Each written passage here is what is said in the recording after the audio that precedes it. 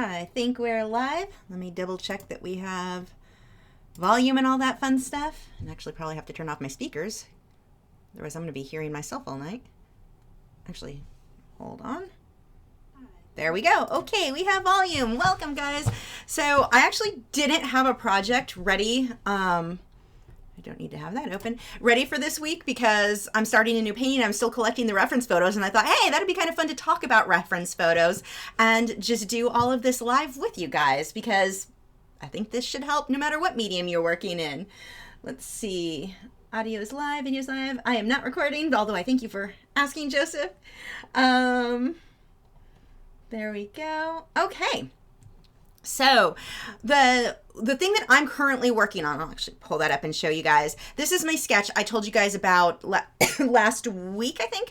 I'm going to have the lion and then his mane and the hair on his tail, and his mane is going to be made out of coral and anemone and mushroom and underwater things and fish swimming around him. That's the weird thing. So with him, I actually had to get a couple of different reference photos because I had in my head exactly what I wanted him to look like, or pretty close anyway. I wanted him roaring but laying down, and finding the right reference photo was not easy. So I ended up combining a few different reference photos into this sketch. So that's what I'm building on. I'm looking for my own stuff. I'm looking for things to fit into this painting. But there's so much stuff on Pixabay that we can talk about a lot of things that work or don't work so well.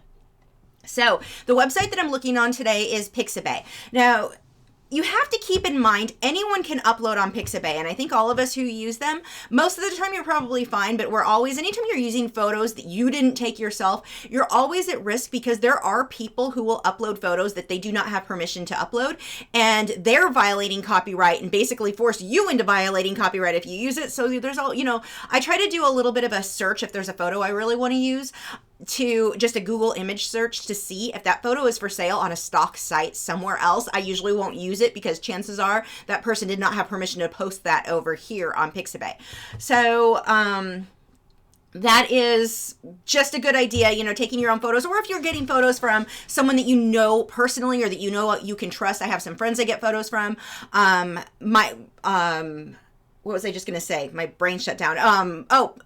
Patreon, you guys get photos from me, those are safe. I took those myself. So if you know the person, great. But like even with Paint My Photo, which is another royalty free, or it's pmp-art.com, they've got amazing photos. Photographers have posted great photos over there for you to use in your artwork. The problem is they have had in the past where people got in trouble for posting photos that they didn't have rights to, and if an artist already used it in their artwork, that artist can't really do much with that painting anymore. Like they really can't.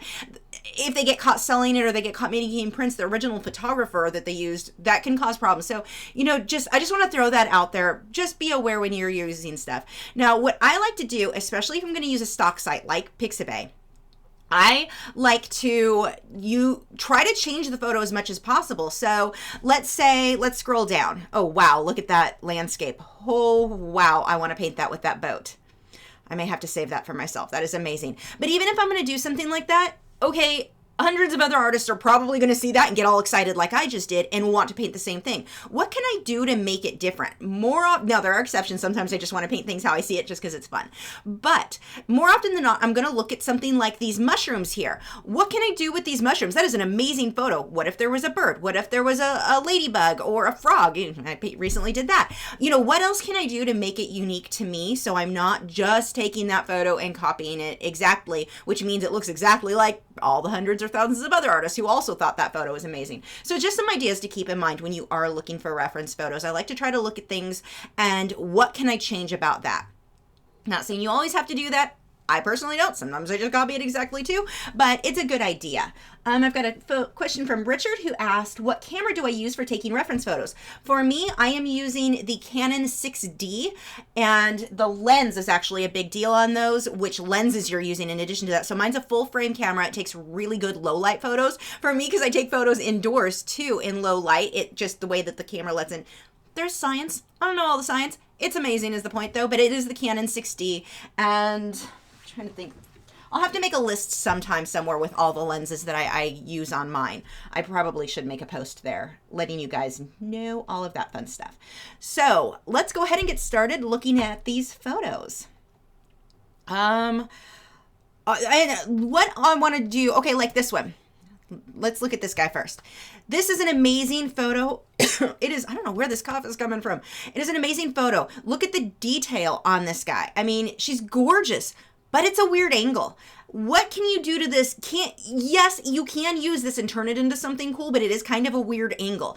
And I don't think, even though it's like the shot, the camera, the focus, everything that was used to get this photo is great, I don't like the angle. I wouldn't personally choose this because no matter how good of a job I do, it's kind of a weird angle. It's a weird, the lighting, the way that the body is in the background. The only way that I would do this is if I adjusted it so that the side of the neck, make it look like the neck went down to where you're not seeing the back of the body going through, which means I'm basically changing the perspective of things. So like this photo, another use for this photo would be, let's say I found a photo of this amazing deer. The position was beautiful. I loved everything about it. Actually, let's look at this guy. This looks like a pretty awesome photo. Okay, that's kind of a really, really cool position of that deer. I could see wanting to use that in my art. However, how big is that one?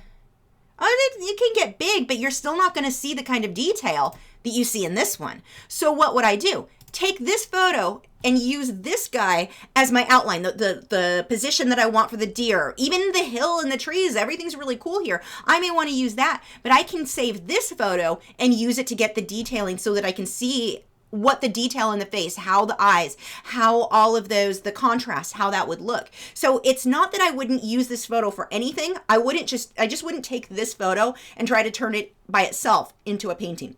And again, somebody will always come in and say, I can do it and it looks beautiful. And I'm not saying that you can't. You probably can. But it's the reason that I wouldn't choose that. And then another thing I also want to throw out, there are times I will look at a photo and be completely uninterested in it. There's just nothing, it doesn't do anything for me. I'll look at it again a month, 2 months later, and suddenly I've got these ideas for it that just, oh my gosh, this is the best photo ever. I know exactly what I'm going to do with this. So, you've got things like, now the more I look at this, I'm like, this would look kind of cool, this angle, if you wanted him swimming in water. You can find other photos of deers crossing streams or rivers where part of the body is submerged in water. In that case, this may be the most amazing photo ever. So even though tonight you're going to hear me talk about, I wouldn't use this photo, I wouldn't use that photo, if you asked me 2 months later, there may be a reason I'd find that it's the perfect photo. So it really depends so much about what what vision you have for it. So keep that in mind. None of these are like definite rules, just talking about things that I like or am drawn to. What is this little cat photo? Oh my gosh, is he not adorable? I need to paint. I don't have any cat videos on YouTube. I need to paint one, but that is an amazing photo. So let's use that as an example of things that I like on this one. So the lighting on this guy is amazing. That high contrast. Look at the shadow kind of on his rear end and behind his head, and you've got the strong light source coming from one end. You've got so much depth because of that blurry out of focus background. Now, when you see a photo and you like that blurry out of focus background, but the photo doesn't have that, you can add that in on your own. Like you're not limited to that. And I'll show you a quick photo, like how I do that in Photoshop, just to get an idea of how it would look in my painting when I do stuff like this. But yeah, this guy, this is a really good photo. The photographer, whoever posted this, has a pretty good understanding of balance and composition. So this one could be painted basically exactly as is and make for a really, really strong piece. Really nice there. That one, I mean, there's so much that I like about this piece. And this one's a really good one too. Let's say you're a pet portrait artist. You're going to have a lot of times where people will give you photos of their pets where they're like looking down on the pet because the pet's on the floor and they just angle the camera down. Try to not get them not to do that. Show them this photo, save this photo and show them this. This is a better angle. This is what you want to come with your pets. Now, I've seen where people get lower than the pet and shoot up. That also can look really awesome. But usually, more often than not, you don't want to angle down. There's exceptions to everything. You're going to hear me say that all night. There's exceptions to everything. Someone will always come up with a case. Look, this one was perfect and it was that angle. But I'm kind of generalizing what I'd look for or not look for. And this, if you are a pet portrait artist and you want a sample of the work you can do, I would use that reference photo. That would be a great example of something that works really well. Let's see. Make sure I'm caught up on this. Okay. Oh, that sounds like an icky cough. I hope I'm not getting sick. Okay. So let's go back to the deer. Okay. So here's a photo.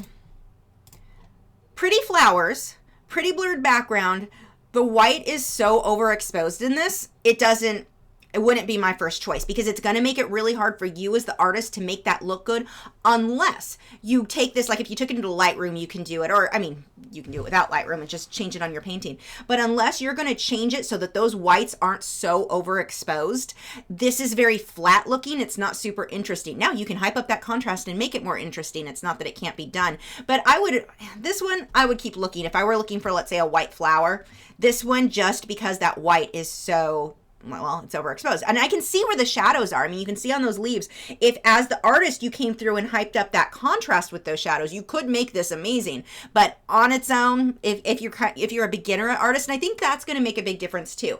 Let's say you've been painting for 10 years, you can take this, like I could take this and make it high contrast between my lights and the darks and the white, not overexposed. I can do that, but I've got, thousands of paintings that I've already done, so I've got that experience. Whereas this, if you're a new artist, you don't know what you're looking for so well, so this is going to make it harder for you. This wouldn't, even though it's a pretty photo, and that's the other thing, just because something makes for a pretty photo doesn't mean it's going to translate really well into art, and especially if you're new. If you're new, try to find those really strong photos to get your first, handful of paintings done. Once you get to where you've done tons and tons of paintings, you can get a bit more brave and choose things that otherwise would have been way too hard. Let's see. Thanks, Marcel. Let's go ahead and look down. So for me, oh my gosh, those flamingos. Oh, this is gorgeous. I would probably not choose to put the ones in the background, but I love this photo. I love what the photographer did with the lighting, and there was a lot of Photoshop done to this, but it is gorgeous. There's so much I like about that one. You can see the detail. You've got nice shadows. You can see the feathers. You can just really pretty piece. I would probably, the tip of the beak has some softer feathers over it. I would probably just paint the beak itself without those little guys. But that one is really, really nice. Yeah, and Debbie's right. With those photos where you've got, let's go back to those flowers, actually. I want to show you what I would do if I were working on this photo. I don't need the big one. I'm not going to use that. Let's put this. I have a folder for live streams somewhere. Where did I put it? It should say live stream. Apparently I have problems with... We'll just do it that way. Give me 1 second to find my folder. Am I not in the right... No, I'm in the right place. Oh, duh. Never mind. I know why I can't find it. Because I'm not in the right place. Here we go. Live stream files. Let's go here. So and here's a tip too. Whenever I save a photo from Pixabay, or let's say I save it from, like I purchased stuff from Wildlife Reference Photos, I either put it in a folder specifically for Pixabay or specifically for Wildlife Reference Photos, or I mark on it that it is from Pixabay. Like in this one, I want to make sure I have that so that I know where it came from and know that I'd have rights to use it, and it's not just some random thing I thought was pretty off the internet. I don't know if you guys ever do that. You're like, wow, this is pretty. I'm going to make it my background. But you don't actually have rights to paint it. Just a good habit to get into. Okay, so let's go ahead and pull this. Typically, I do these in Lightroom. You can do it in Lightroom or Photoshop. Let's open this one. I'm not going to have the raw file, so I'm not going to be able to adjust as much. But open with... Lightroom, and that is probably going to take an hour to open because Lightroom is slow and I need to clean my files out. But okay, so let's move back while that's loading, and that's going to take a minute and keep popping up where I don't want it to. So we're just going to have a break right now. Come on, you can do it. Let's go back here. The photos that I'm personally looking for right now are mainly going to be clownfish. I need to see if there's any good octopus photos that I can use for reference for mine, stuff like that. So let's go ahead and we'll start doing that search while Lightroom, let's import you.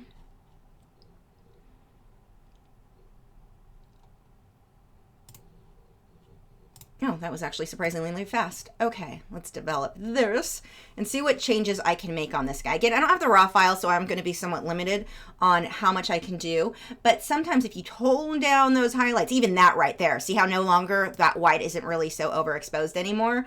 Let's pull whites down. Nope, I don't want to pull them down completely. That doesn't give me really what I want. Let's darken the shadow some.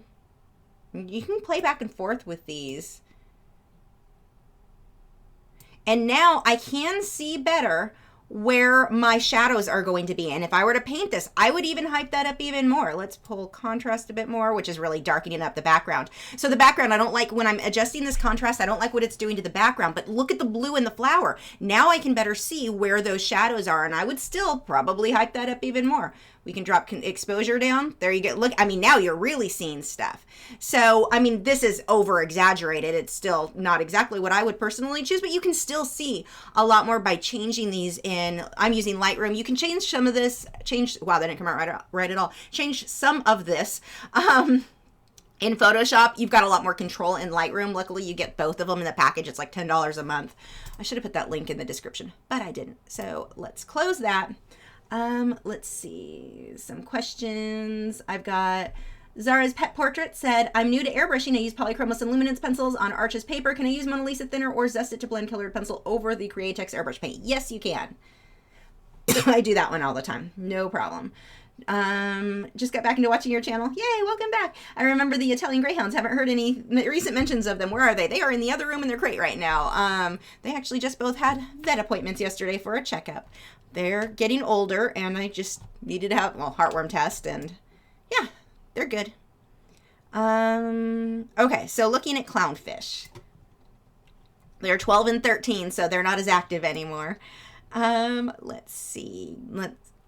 Okay, well, let's just start going through these on why I do and don't like some of these. So this fish, the things that I like, oh, this cough is going to get annoying. The things that I'm liking on this, I like the high contrast with the purples and the magentas on the clownfish head. The whites way overexposed, and that's going to be typical. It is hard to get a photo. I do it myself when I take photos. It is hard to get a photo where your whites aren't like just blown out completely and you can't see where the darks are. So as an artist, that's where you can come in. If you're a terrible photographer like me, you can come in and make those adjustments in your artwork itself.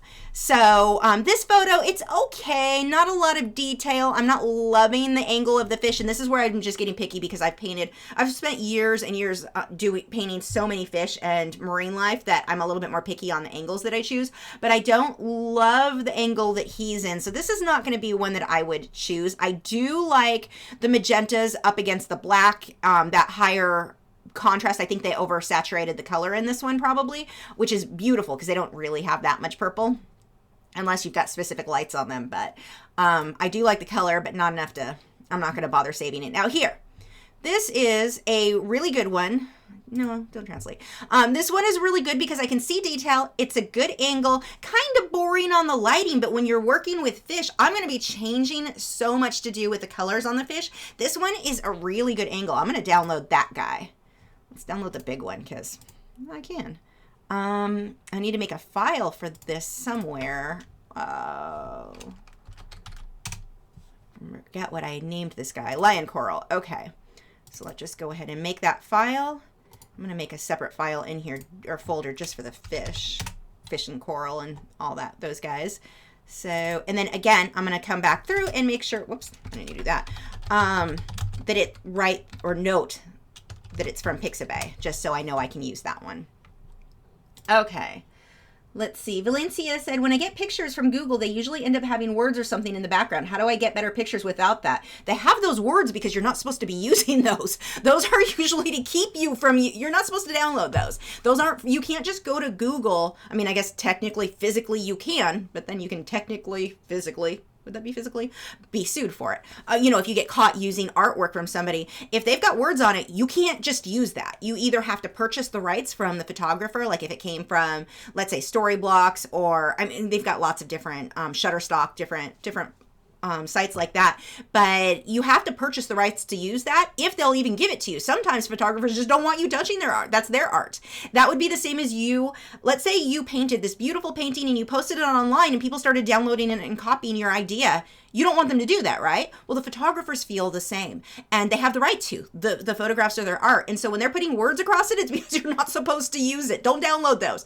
Go to Pixabay instead. This is these are your royalty-free photos, which you're allowed to use in your artwork, or in other places. So Yeah, you can't. It's a good question that you bring up though, because, and a lot of people don't know that you can't just do a Google image search and save and use all those photos. You're violating somebody's copyright, most likely, more often than not, in doing that. And you can get in a lot of trouble for doing that. So it's just better, go to a web, Pixabay where they're royalty free. And I talked about copyright and potential for somebody uploading something they can't earlier in the video if you want to back that up. Or take your own photos, but you can't just go to Google and take from anybody, because that's actually stealing from the photographer. So let's, but that's a very good question. I'm really glad you brought that up. Amara said, do you have any tips for combining photos? Yeah, you want to make sure, depending, oh my gosh, this coughing is going to get annoying. I'm so sorry, guys. I didn't know I was having a cough until we started tonight. You want to try as much as possible to find photos that are taken at the same or very close to the same perspective. You don't want a photo taken from this angle and over here, because when you combine them all, they don't fit together. They don't look right. Now, some exceptions would be birds flying, because they twist and turn. Fish, when I'm taking or looking for photos of fish, I can use any angle I want, because of the same reason with the birds in the air, where they're twisting and turning and flying. Birds on a branch, a little bit different. Yeah, you've got to be at the same perspective. For that. So that's going to be my biggest tip for you when you combine photos, is try to get stuff, unless you're dealing with fish where you can be pretty free, try to get things that are in very close to the same perspective. Let's see, got a bunch of questions. Let's get caught up on some of these really quick. Sarah Makes Art said, do you strain your airbrush paint before you use it? And how can you use normal paint in the airbrush if you thin it down enough and strain it? I've never strained mine. I just mix it. Well, now that I'm using Golden's and Holbein acrylic, or high fluid and acrylic or airbrush paints, I don't have to thin them at all. Well, somewhat. I put a couple of drops of usually my flow improver, but that's it. I'm not thinning them with water anymore. With Holbein, I had to thin, but I never strained mine. You'd have to have such a fine strainer to catch things that the slightest little nugget of paint that's too thick can clog it. So no, I don't strain mine. That is way more effort than I'm willing to put in all honesty. I'm sure people do it, but it is not of interest to me. I just use paint that doesn't need it. Pics by Lee says, this is helpful from the behind the scenes perspective in choosing what pictures look best. Something I think that the photographer looks good may not look good to another artist. Absolutely. And like I was saying earlier, I'll look at a photo and I'm the same person. So you can imagine it's even going to be a wider range there from one person to the next. But 1 month I'll look at it, hate the photo. I look at it again the next month and I have a million ideas on how I can, implement that into my art or add it into it. So you really, what one person sees, another person doesn't. So that's anything that I'm saying in here where I'm like, I don't like this, I don't like that. I'm telling you why I don't like it, but that doesn't mean that you're not going to. So, we'll see how helpful this is. Let's go with, I know I've downloaded this before for another painting. I think I used this guy. Yeah, I'm certain I used this guy. Because see how the purple in the background, that reflection up there? I love the color on this. I used him on the clownfish in Inktense, but I'm going to save him again so I can put him in this folder, because heaven forbid I actually organize my photos ever. So I'm definitely liking him. Just the color. Oops, let's go back to that again. See the highlight along the back? That is amazing. The color, there's decent detail. It's not as detailed as the other clownfish. The other clownfish, I could see all these scales and all that. I can kind of see that, but I'm not going to be putting that much detail in mine anyway, because these fish are going to be kind of tiny. It'll be a big painting, but there's going to be so much. They're going to be small enough that I'm not putting tiny detail. The color is good. I do like the angle. I like the angle of the fin. So that's where I'm going with that. Let's see if I've got a couple more questions here. Whoops. Amy says, I just wanted to say thank you. You've inspired me so much in the last few months. I had my first gallery show and entered my first craft show. Thank you for all your videos. That is so awesome to hear. Congratulations. Yay. Debbie said, copyright belongs to the artist or photographer, and you can only use them with permission. Might be good to get written permission. Yes, definitely. There was a blogger who posted a photo of a scissor tail. I love scissor tail birds. We see them a lot here in Texas. Good luck getting good photos of them. Well, this guy had it. The wings are spread, the tail. Oh my gosh, it is the most amazing photo. And I'm not going to lie, I was tempted. This is before I really got into I was uploading on YouTube occasionally, but I hadn't really learned that much I was just starting to learn about copyright. So at this point, I knew enough that you can't just take the photo, but I'm not going to lie, I was tempted. I was so tempted just to use it and hope I never got caught. And then I was like, I felt even thinking it, I was like, nah, it feels wrong. That is wrong. That is stealing. And why would you even want to risk getting in trouble anyway? It's his photo. If he doesn't let me use it, because the problem was, it's not that I wasn't willing to pay for it or anything like that. It's that if he said, no, I can't use that photo. I can't even say, oh, I didn't know, or play stupid. But I wanted to do everything right. And so I did contact him, and he responded in the email that it was no problem. I was totally welcome to use it. Super nice guy. And so, but I kept that email because I want written proof that he gave me permission to use it. Yes, written permission is a good idea. Debbie is right. And you know, try to put yourself in the position. If you took that photo and someone started taking it and using it in their artwork, so let's say you took the most amazing photo and you wanted to only be the only artist to use it. You post it online, you're excited, it's a beautiful photo, you're going to use it in your artwork, and all these other artists stole it and start using it. How are you going to feel? Well, you should feel violated because they're violating your copyright. So, I mean, it protects all of us. A lot of artists get so upset about copyright. You can't tell me what I can do. Actually, the law says otherwise. If you get caught, have fun with that. So yeah, you know, try to put yourself in the other position too. I think that helps you to understand a bit more. What would you feel like if someone was taking your photos? You're not going to like it. And if you don't like it, chances are there's a law that tells you not to do it. Let's see. Saphira said, I'm really interested in taking my own reference photos of animals so that I can create 100% original artwork. Do you have experience here? Any tips? Patience. You're probably going to take hundreds and hundreds of photos, and a handful will be amazing. And the rest will be trash because the animal turned its head, it's blurry, you moved, something went wrong. You know, you're going to take a lot of photos waiting for the animal to be in the exact right position. Now, let's say you're taking out photos of dogs and cats like pets. Ideally, learn, like for me, it's pretty easy to do because I train dogs, like I'm good at that. So it's easy. Even if a dog is not trained, they'll still, if you use the right tone of voice, they're like, oh crap, I have to do what she just said. So I'm pretty good at getting them to do what I need them to. Sometimes I need the help of someone to hold the leash if the dog is not well trained, but using treats and cookies and, you know, things like that, squeaky toys, to get them to look. And I'll usually, you know, you can toss the toy across the yard so the dog looks where you wanted, while someone's holding the leash. Sometimes you get amazing shots that way. But that's really easy if you're going to, let's say, an animal sanctuary or something to take photos. Patience. You're going to stand at each exhibit for a very long time trying to get that perfect photo. And sometimes, I mean, I've been trying to get photos of these hyenas for years. They're gorgeous. I love them. I wanted photos. I just now, after years, finally got a good photo of them last month. They're actually in the Patreon reference photos.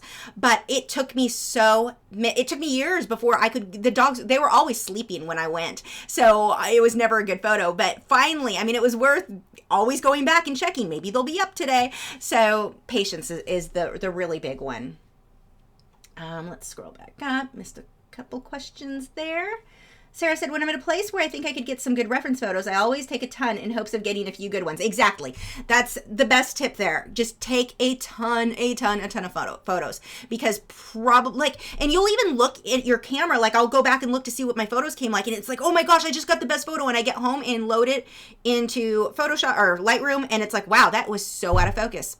Somehow I focused on the rock behind the animal, not the animal. This isn't usable. So take extra, because that sort of thing happens all the time too. It looks in focus on your little mini LCD screen until you blow it up. Let's see. And make sure you're using the @Lachri Fine Art. If your question doesn't highlight that in orange, I'm not going to see it. It's not that I'm trying to ignore you or be a jerk. Just make sure you do that, and then I'm going to hopefully catch it. Guinea's Lab said, my eye's drawn to that blue and yellow fish. Your thoughts on that one as a reference. Okay, so this is a Damsel Fish. And these guys are really small. Well, no, I take that back. They can get big. Usually when you see them, they're smaller, but they can get semi-big. I mean, not huge, but this guy, they swim in schools, so that is one huge bonus. Now, this photo's neat because see the detail in his skin, those lines? Actually, I'm going to download that one, and if I end up using it, you can take credit for it. But this guy, let's see. They have a tendency to be a little bit aggressive. Typically use them with cycling fish tanks when you have a new saltwater fish tank. A lot of people will get those to cycle them because they're pretty hardy, super cheap, and kind of aggressive though, so not a lot of people want to keep them in the tanks anyway, which is funny because they're tiny. Random information there. But these guys, or this has a lot that I like about it, because you can see all that detail in the skin. You just want to keep in mind. And now here's a tip. When you are working with fish, do look up, if you're not familiar with them, how big is that fish, because it's going to look weird if you've got a clownfish that you painted that would be like this big in real life, and then like this, I don't know, a lionfish that could be that big you've painted. I mean, they can be little when they're babies, but watch your perspective on some of, or the sizing on some of those. Do a little research just to find out, okay, this fish averages 1 inch long or whatever it is. So do be aware of that. Especially if you're going to be doing things for, let's say, fish. Who's probably going to be interested in buying the work? Somebody who knows about fish, who knows about reef tanks. I remember one time when I first started doing a lot of these, I showed some paintings to a guy, and he the first thing, it's a good painting, but he started pointing out, well, this fish wouldn't be next to this fish in the wild because they come from 2 different areas and blah, blah, blah. My attitude at that point was like it's a surreal painting. They also wouldn't have the ocean up against the pyramids like I've got them painted. So that I wasn't too worried about. But I do try to get the size, just be aware of the size of certain fish, that some get to a certain size where some do not. So that is something to consider. Let's see. But yeah, he's good. Now, here's another thing. When you're working with fish, you've got to watch. Notice most of the photos that I've downloaded so far, all the fish are at a side view. You don't want every fish that way. It looks very, very, very flat. You want to make sure you're getting variation where, like this guy here, I don't love this one to the right of the Damsel Fish. I don't love the angle of him, but he is at a different angle, and you want to make sure that you're getting some variation. So I've got to start looking for that. I don't want too many side flat fish, or it really throws off the painting. There are quite a few well-known marine artists who do that. Everything's the side flat view. One of the reasons for that, especially back in like the 80s and the 90s, where people really started painting a lot of the marine life, we didn't have the internet. So we would get fish books. You'd go to like the pet store and get a book on fish, an encyclopedia of different fish, and all the photos are side views, so that's how we would paint them, side views, because that's all we have to look at. It's obvious where we're all getting the same, and you could also tell because a lot of artists are using the same fish from the same books. That was kind of funny too. But you want to make sure that you're getting variation in there, and don't just paint everything to the side. I mean, you may have a time like, let's say, the clownfish that I recently painted in Inktense. That made sense for all of them to be to the side, just because that was the look that I was going for. But if you're doing a huge mixed scene with fish swimming all over, make it look natural. Have some twisting and turning going towards you, away from you. You want to get variation in there. So I've got to start really looking for that. Jack said, how do you deal with the black eyes of the fish? Almost every picture they have black eyes. You paint them black. There's not a lot to do with the fish. That's, blacked up. And especially if it's a fish far away, that's really all you'd see. I mean, this guy here that I liked, that I downloaded let's open that. You hardly see anything on him. There is a ring around that, and do watch that, because the eye usually will stick out. It's not usually completely flush to the face. Sometimes they are. Usually they come out a little bit. You want to catch that. So there's a little bit of a orange ring partially around the eye that's a little bit darker, or a slightly different shade than the rest of the face. So, watch for that. But yeah, black dot. You don't try to force highlights where they don't go. You make them look cartoony. Sometimes they'll have a highlight. Almost never, though. And usually the highlight's going to be on that skin, that ring around it, not on the black of the eye itself. Let's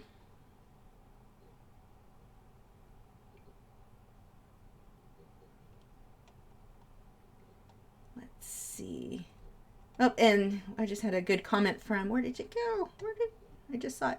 Marlene said, talking about reference photos and taking photos from people, she always asks, and they're so happy and honored too. Usually, yes, but not always. I've had some people who are like, you can use it, but you can't make prints, you can't sell the original, you can just use it for your own practice. And that's fair. It's his photo. He gets to tell me that. Some people are like, no, I don't want you to. I'm selling prints of this, or whatever reason, they just don't want you to. So it's definitely hit or miss. Most photographers that I've contacted were cool with it. Very, very few were not.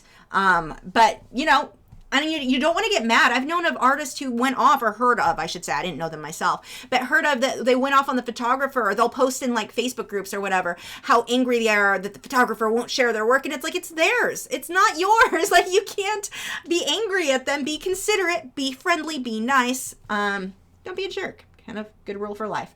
But yeah, most of the time they're pretty good with it.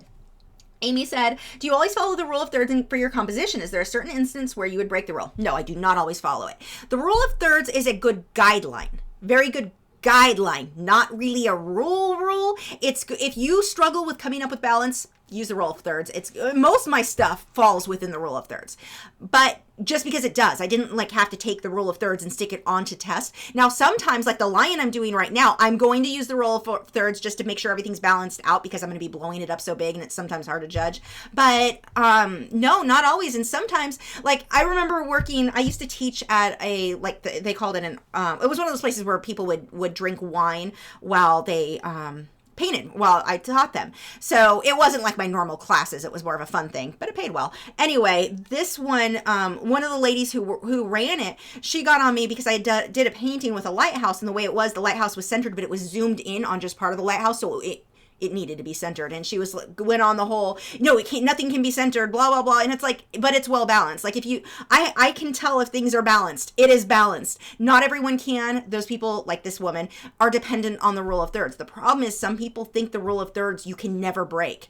There are no rules in art that you can never break. Like that limits you. Sometimes it's going to look better for you to break that rule. So you have to, as an artist, decide, should I stick with the rule? What does it look like if I stick with it? Or does it look better if I slightly move this over? Sometimes it does if you move it just a little bit. So it's outside of the rule of thirds, but the balance was just better because of other elements within your painting. So no, there are many instances where you do want to break that. Tamara said, have you ever used photos from DeviantArt where the photographer gives permission? I found some awesome photos there, and the photographers are usually very open about it. I don't spend much time on DeviantArt, honestly. I'm not an expert at that website. So no, I have not.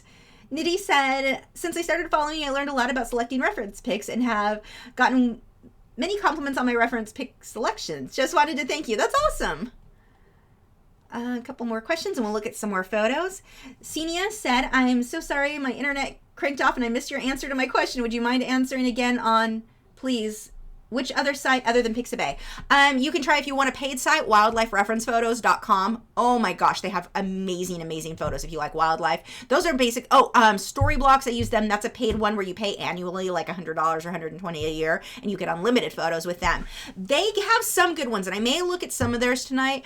I've done a few paintings of theirs that are, their images were just like, wow, that was amazing. And just for transparency, I have done sponsored videos for them in the past. This one is not one of those, but that is another one. If you want to pay for stuff, that's one you can go with. Their selection is limited, but the ones that I've used from them are just amazing. So when it comes to wildlife, I mean. Okay, so let's take a look at some of these others. So this guy. He's a maybe. This guy, because of the way that I'm doing this, I don't really love that I'm seeing more of his belly than the top. I'd like his face to be like angled down a little bit more, but because of the way that I'm going to be painting this lion, I need fish coming from inside his mane. That'll be the anemone will be forming a lot of his mane. So this may be perfect. So let's go ahead and download that one.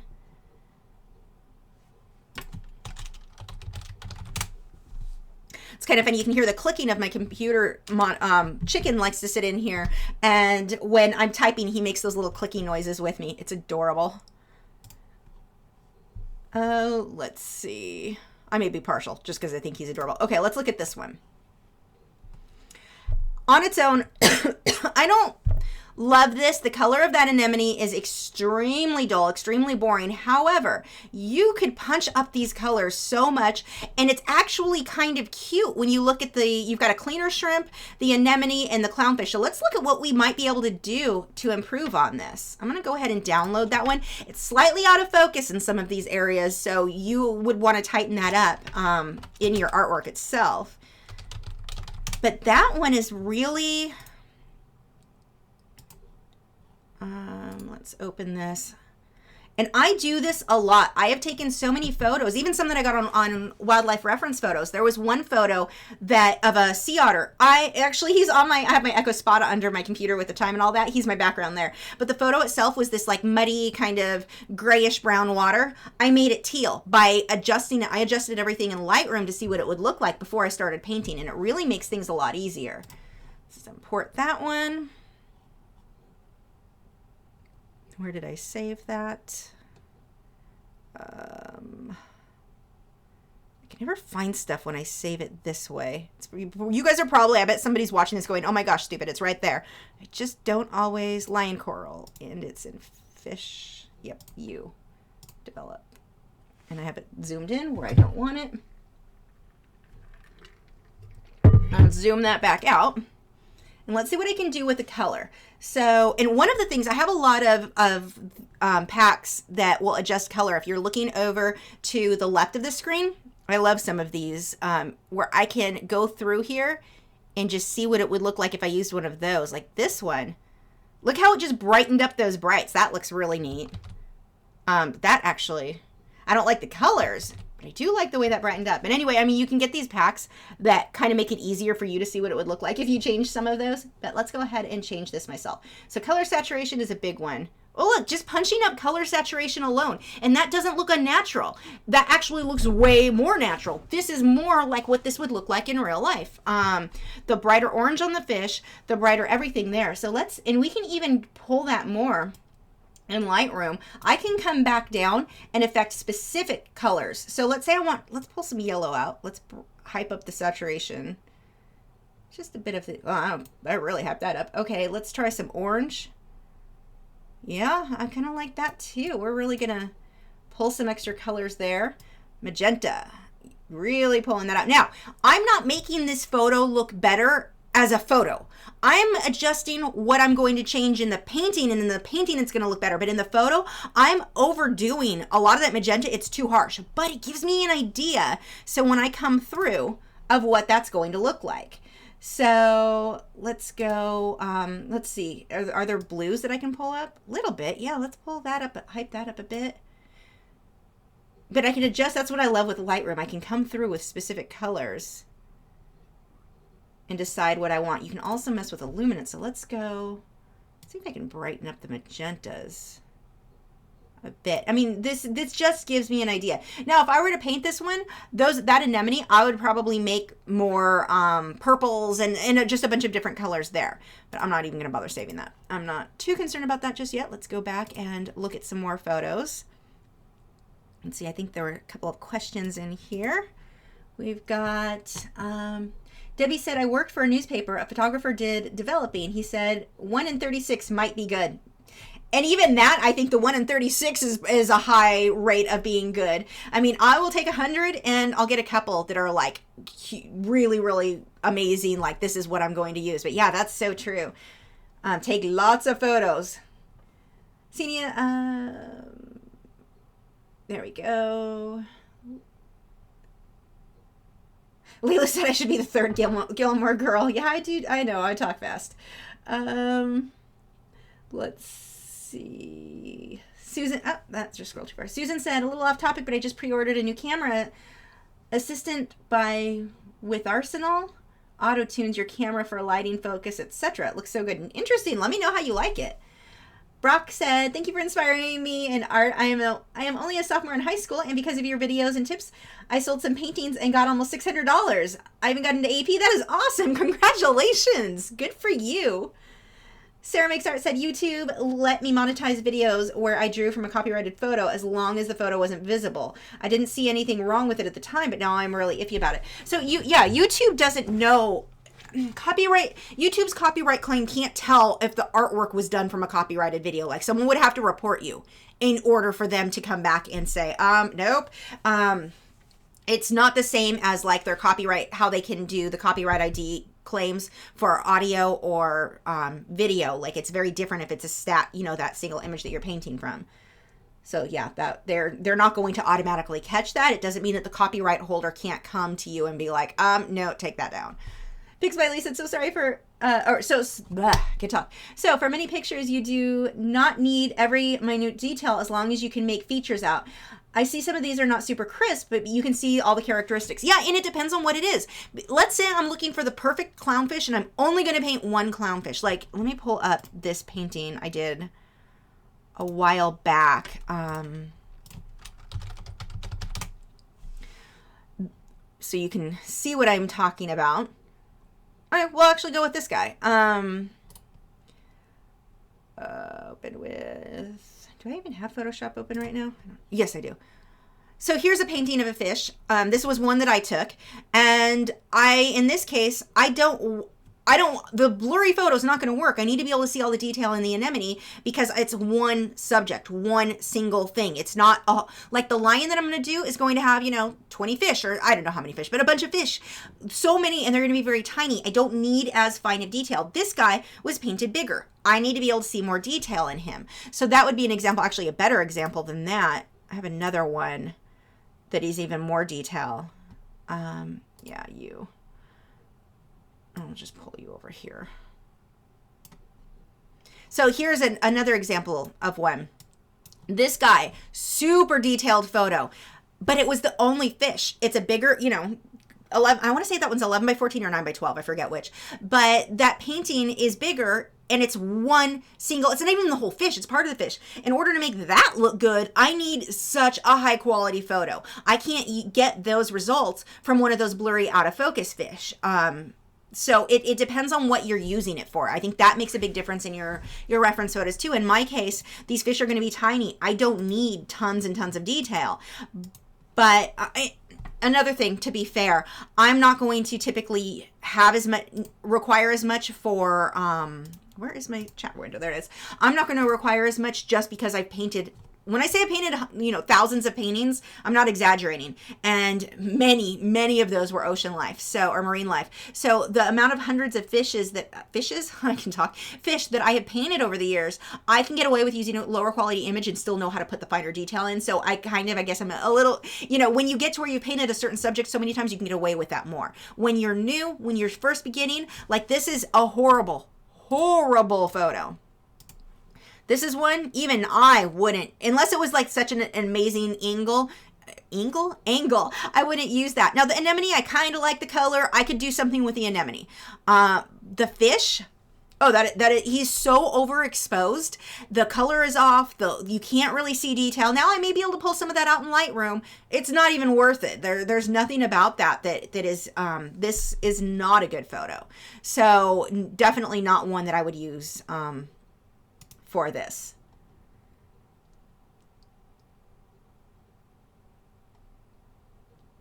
Let's see. Amy said, I currently work at one of those drink and paint studios. Oh, the stories. Oh, yeah. Had one girl who got so drunk she was hitting on me and kept grabbing my rear, and when her fiance came in, he was so embarrassed, and you should have seen him apologizing, because I guess she does this all the time. That was a funny one. I was laughing so hard because I don't know, she was drunk. Yeah, some people don't know their limits, I guess. She had fun. Oh, this one looks like an interesting angle. Let's see when I look larger. Okay, so this one, the angle of that fish. Look how interesting that is. He's facing the viewer more. Yeah, not a ton of detail, slightly out of focus. I can see what I need though for this. I can see the angles that I'm looking for, that I'm gonna get those really interesting angles so that I don't just have a whole bunch of clownfish swimming to the side. This is perfect for me. Now, and another artist could look at this and go, that's a terrible photo. That's just what I'm saying before. What one person sees, another might not. But in this case, see how I've got now a more interesting angle. I can see his eyes. Now, this is one thing I do try to do when painting fish or birds or whatever, and I'm putting a whole bunch together. I do want to see the eyes in all of them. Very rarely there are certain fish where I'll have them swimming away and kind of twisted in an interesting way, but it's usually with a school of fish, so you know what, you've seen other of that same fish in that same painting, and you know what his face looks like, and I was just going for an interesting angle, but more often than not, I want to get those eyes in there. If I don't like to have the fish's face going behind something, I usually try to keep that in there. So yeah, is that the one that I just downloaded and I didn't put Pixabay on it? I'm going to have to go back through and fix all that later. Let me see. Did I download it at all? No, I guess I didn't. I did not. So that one though, this angle is just wonderful for what I'm looking for. And get variation. You don't want to just get like, I've seen people do this. They'll get a single really cool photo of a butterfly, but they want, 20 butterflies in the painting. So they repeat that same butterfly over and over and over again. No, you need variation. You need differences in angle, differences in the wing position, differences. You need variation if you're trying to make something look natural. And here with the fish, yeah, the one, some of those first images of clownfish that I downloaded are great. You don't want them all to be the same. You want variation in there. Pix by Lee said, is grain an issue? Say if a picture had enough grain that it looked like a picture on sandpaper, but you can see all the details. Hope that makes sense. Well, it depends on what it is and what you're using it for. If I'm doing a single pet portrait, a close-up of the face, and I can't see the texture of the fur, where the fur switches direction, that sort of thing, then that's not going to work for me. If it's a looser style, or let's say I'm clownfish, a grainy clownfish, doesn't matter. I can get a clownfish with fine detail, good detail, and apply that as needed. But it just really does depend on what you're using it for. Like, again, close up, not close up. Let's see. Amy says, can you recommend someone's YouTube tutorials to watch for how to use Lightroom Photoshop? You didn't make any, did you? I don't have many. No, just do a Google search. I don't have anyone off the top of my head that I can think of.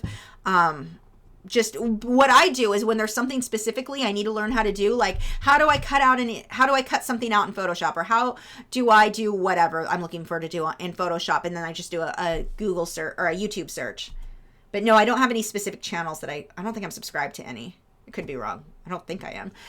Maya said a Photoshop tutorial would be great, as well as more airbrush tutorials. I do have the airbrush one coming up.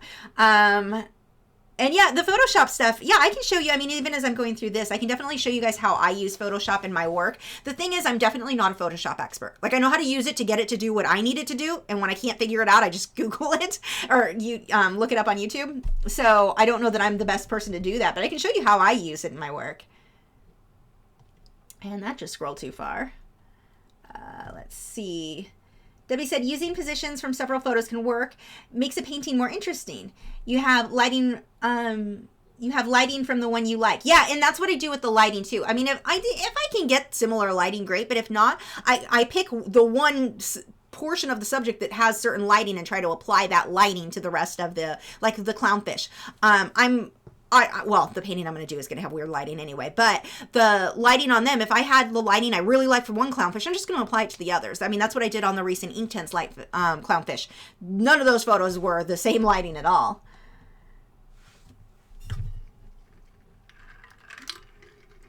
Blueberry tea. Okay. So let's look at some more photos. But I'm really excited to find this one because that angle, this is what I'm looking for right now. I need to get some variation. I'm going to need to look for some other fish too.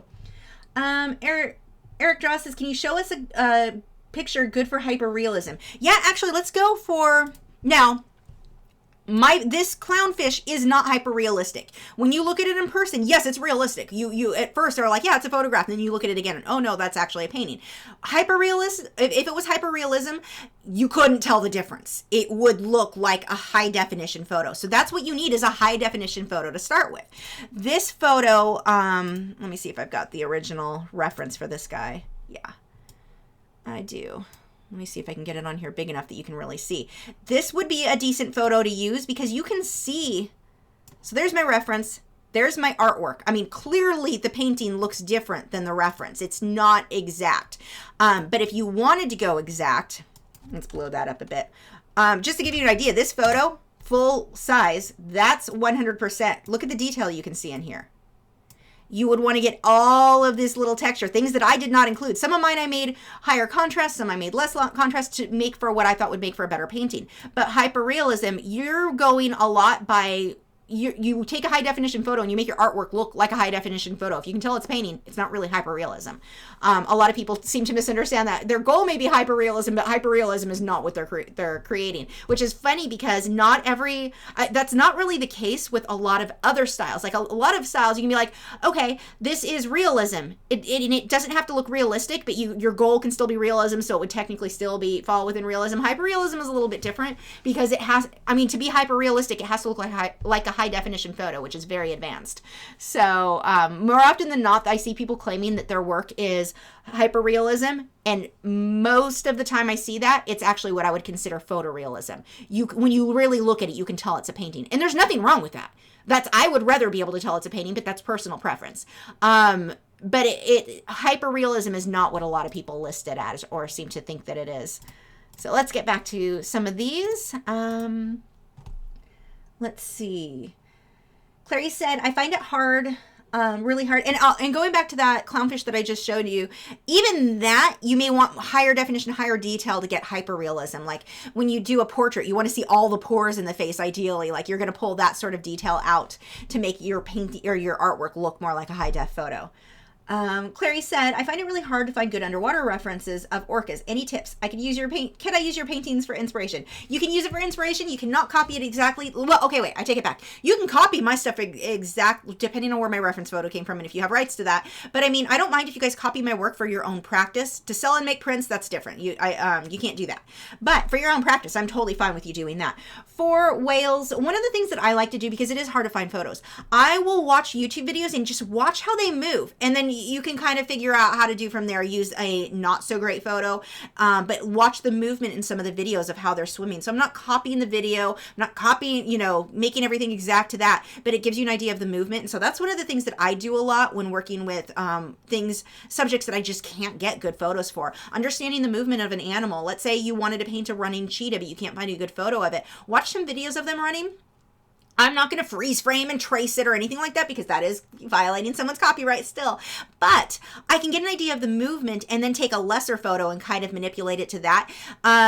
Orcas, dolphins, that's way easier to do because there's not as much detail. Their body shape is much more simple. But that's one of the things that I personally do when I can't find a good, like, of whales and dolphins and such, is watch the movement to get a feel for it. Sit there with your sketchbook and sketch it out. Sketch different things out and then refine that, and then I'll get a photo that's okay but not as good. And I'll use that as reference while I'm painting, but that along with the sketches that I made. Let's see.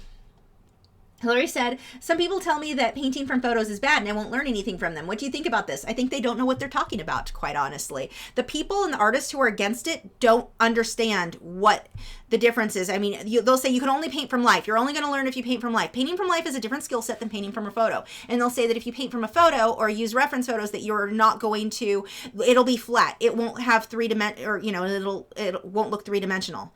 That is so not true. You can learn to make something from a photo look three-dimensional. I don't even know why. Just because one artist can't do it doesn't mean that you're not going to be able to. I do it all the time. No, painting from a photo is exactly how you want to learn how to paint accurately. And I don't know what the people that are saying that to you are. Some people will think that you shouldn't use any reference. If you look at something like I look at the mic on my desk and I paint from that, then I'm cheating. I should do it from memory. That's not how art works. That's bull. So those people just completely don't know what they're talking about. But then you've also got a group of people who are like, you can only paint from life if you want it to look good and realistic, and you're not going to learn if you paint from photo. And that's not true either. It's just, I've been teaching art for 20 years. Trust me, it is not true. And most of the people who make these claims, either they're telling you because their method, a lot of people like to think that their method of working is the only method. This is the only method that worked for me, so it's the only method that's going to work for everybody else. No. I mean, no, that's not how those things work. What works for one person may not work for the next. So a lot of people they have this kind of, this arrogance about them where they think their way is the only way because this is how my mind works. This is how everyone's mind works because this is what my opinion is. This is what everyone's opinion should be, or they think their opinion is fact is a big one. No, knowing from teaching as long as I have, I can work with one student and use certain techniques, and every once in a while I'd get a student, that technique just wouldn't work for them and I have to find another way to get them, what other methods can we work with to help that student. Everyone's minds work differently, so what one person processes, another is going to process different. And this idea there's only, don't do this or do that, those people don't know what they're talking about, quite frankly. And I've seen amazing artists who make claims like that too, and it's like, just because it's your way doesn't mean it's the only way. It drives me crazy. Kind of a pet peeve if you can't tell. I go off on rants about that quite often. Debbie said each species only has a certain number of common positions. Can you use that for reference? Yeah. You definitely could do that. You can get do sketches. One of the things I used to do years ago before I had Photoshop or any of that, I would do sketches of dolphins, lots of positions, and I kept a folder of sketches that I had, because you're right. Yeah, there are, certain positions you're typically going to see over and over again. And so yeah, you can do that and then figure out your lighting. Understand, I may take the lighting I may have a photo of a dolphin with terrible lighting, but I like the position. But then I have this other photo, terrible position, love the lighting, combine those two, and you learn to combine things like that too. Let's see. Okay, so I already got that one. Let's go back to photos. And I'll get a few more clownfish, and then we'll look at some other guys. Ooh. Kind of like the clown trigger. My brain shut off for a minute there. Okay, so this guy, I'm not in love with the position of him, his face and all that. And then again, that simple flat view. Also, here's another thing. What Debbie just said, knowing your subject is helpful too. Because if I didn't know this fish, I might not know. Look at this little thing on the back of his tail. That's not part of that fish. That is actually a cleaner fish, I believe a wrasse. He's not a part of that fish. And if you didn't know what this fish looked like, if you didn't do a little bit of research, understand that, you would think that was a part of him and painted in as like it's an extra part of his fin, and it is not. So this is, yeah, Debbie is right. Know your subject. Do a little bit of research if it's something that you don't know a lot about. And yeah, that would be a good idea. But this guy, I'm not loving the lighting. Yeah, there's a lot of detail. I could do something with this, but I'm not super excited about it. It's too flat view. I would like something a little bit more interesting. I like clown triggers, but I would like a little something different. Let's see.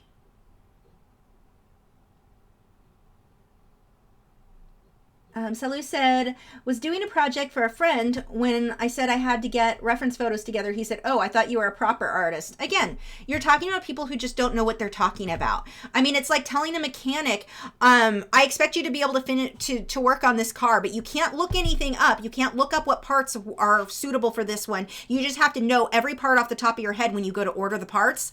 I want you to know what those are off the top of your head. You can't look it up. You can't, or I want you to fix this without the proper tools. It's ridiculous. These are people who don't know. They just don't know. Unfortunately, so often when people don't know things, they tend to be the pushiest about what they don't know. Let's see. Fabs and Draw says, is there a story behind the painting of the angel that you did? Which one? I've done several. One had a story. I don't know if any of you guys have seen that one. Most did not. Let's see. Oh, there, scrolled too far. Okay. Jasmine said, hi, so are you saying that you should learn from life and photo references and videos? Learn from anything. Learn watching videos, looking at things in life, looking at photos, everything. Look at everything. Everything can be helpful. And the way that your brain works may process it differently. You may find that photos are super helpful, but you don't like working from life. Or you may find the other way around. Some people just aren't able to get three-dimensional looks from a photograph, or I have no problem doing that. So, I mean, yeah, try everything. Everything can be a tool. So okay. So here's an example of a clownfish. Yes, he's in another angle, but because of that angle, it looks like he's elongated and stretched out weird. I just don't like the angle of that, because he looks very flat and he looks almost misshaped just because of the angle and how flat this is. So that would be a definite no for me. I do kind of like the swirls, though, of the anemone facing the viewer up above the clownfish. That actually is interesting, and considering the way my lion's hair is going to be, let's go ahead and download that one. But I don't like the clownfish in that. I just like the anemone. Kenny said, have you taken pictures for reference at the Dallas World Aquarium? Have a ton of photos there that I've been thinking about. They've got a lot of animals there. That's actually a really cool place. Clary said the flamingo from earlier would be great for black paper. Yes, it would. And thanks for answering me. I only meant inspiration for your painting, like the flow of orcas. Oh yeah, that not a problem at all. Debbie said, how do you learn to paint from memory? I'm familiar with certain subjects, but I have no idea how to train myself to do that. You don't. If you're painting photorealistic, you have a photo. That's how that works. You don't paint from memory. I mean, okay, I painted enough dolphins. I could get away with going without a photo, and it would look pretty accurate. As accurate as if I had a photo? No, but close. It would be more stylized if I didn't have a photo. I don't know why people think that you paint. That's not how that works. Not if you're working, if you're working very stylized, then yes, that's totally different. More cartoony look or something like that, then yeah, you're going to work without a photo. But if you're working with realism or photorealism, you're going to have reference. That's how that works. Let's see. Fabs and Draw says, are professional watercolors not light fast enough to sell like oils and acrylics? Any opinion on this? I need to research that more. because I've heard they are, and then somebody else will come back and be like, oh, as soon as you add water, they're not as light fast. I need to do more research, honestly. I'm not going to give you an answer because I don't want to give you off information. There's some questionable information that makes me kind of afraid to do too much with it, but I don't know if the information I've been told, how accurate that is, and I haven't done the research to feel comfortable one way or another, so I'll have to get back to you on that. Okay, these two look pretty interesting. Now, this is neat. I don't like the fish on the bottom. Love this fish up above, though. That is such a nice angle, and that's going to be perfect for my painting. Not good detail, not great lighting, but that's okay because I downloaded some other ones that did have good detail, did have good lighting, but the angle of him is what I need right now. So let's go ahead and grab that.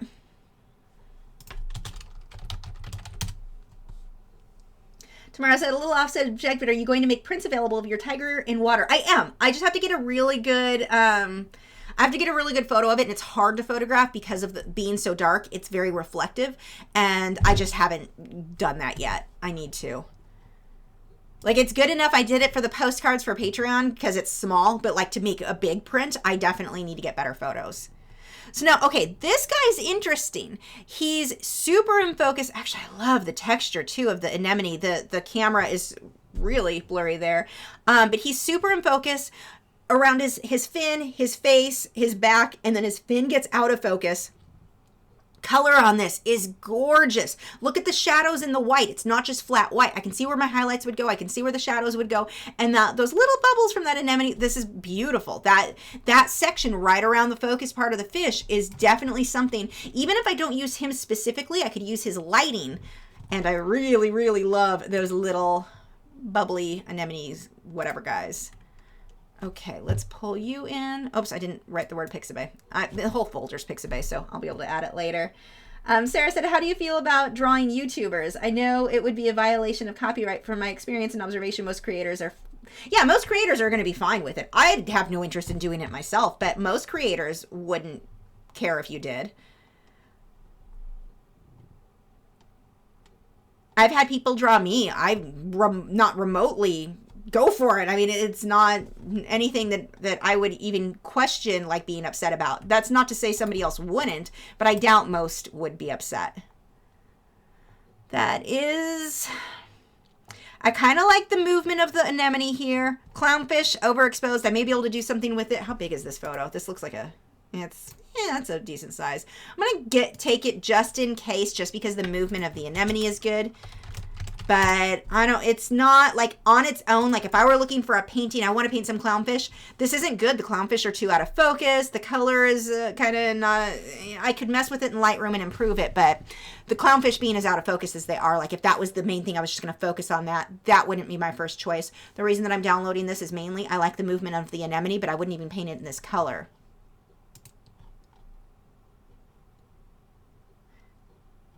Yeah, and asking the YouTubers, Pix by Lee said for Sarah to ask them, and yeah, you can, but a lot of YouTubers don't respond to people, so that's going to make it a little bit more difficult, but I've never, anyway, seen someone get upset when someone painted them. Again, can't say it wouldn't happen, but I've not seen it yet. Okay, so that is it for the clownfish. Let's see what else. I actually liked...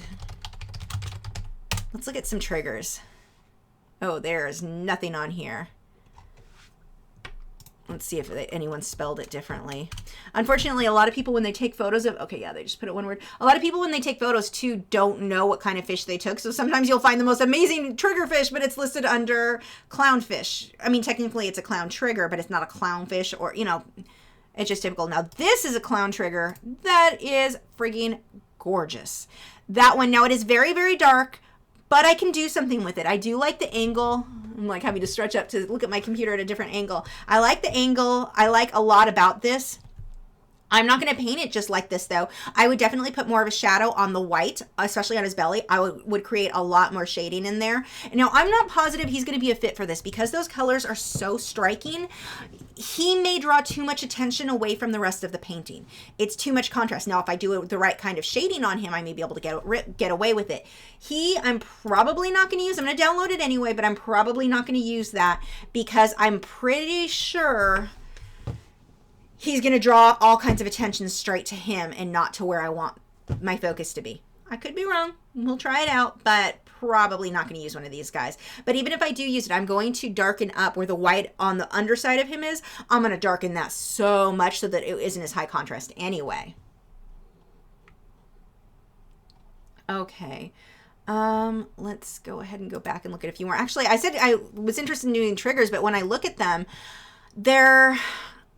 because of their body shape, they're big fish, and I think they're just going to take too much attention from the overall flow of what I'm looking for. Let's see if I can find some octopus. Now, I'm going to warn you, you may want to not look at the screen. A lot of times when you look at octopus, if this is something that's going to bother you, a lot of people post photos on here of octopus, like dead ones on plates that are for eating. So if that is something that is going to bother you, just minimize the screen. You can still listen to what I'm talking about if you want to, but I'm going to look at those just for a minute if there's too many. I never find good photos. Whoops, I should spell it right. Very rare for me to find any good things. Ooh, this actually looks decent. Maybe. I'm just going to open these really quickly, the ones that I'm interested in. We'll talk about why I'm interested in them for this painting, and then I can close it so we don't have to see octopus parts for anyone who would be bothered by that.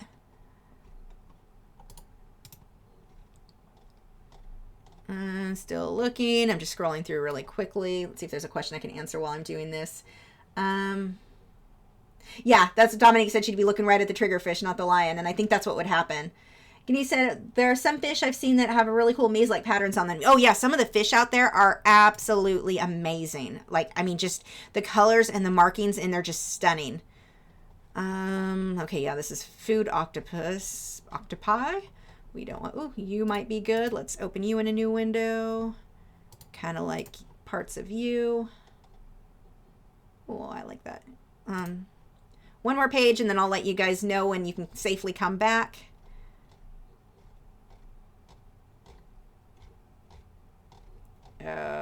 Okay, so we're done with the food. Don't come back yet if you're not looking. Let's look up, oh crap.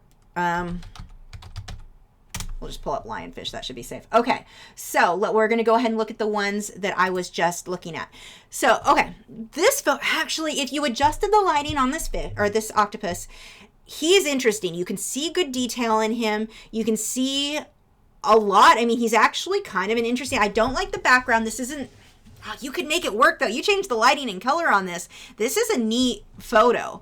It's kind of out of focus on parts of it as it moves away, but there's a lot to like about this. I'm going to go ahead and save him. But the things that I'm liking on this guy, I could see the detail around the back of his head here. You can see all of those little lines, and you can see all of those patterns, and that is what I'm looking for right now. I don't need the perfect position. I am not, I'll tell you right now, I have never once found the perfect position of an octopus for any painting I was doing. I have to make it up. So I'm going to sketch that out. Well, I'll probably sketch it out on my Wacom tablet or somewhere else, but I've got it. I'm going to take a bunch of different photos and combine them into something else. But the thing is, octopus, they're so fluid. Oh, thanks, Himas. I'm saying that wrong. Thank you. He said, thanks for sharing your art and knowledge with us. He gave me $2. Yay. But the things that I'm liking with him, look at the interesting lighting on his head.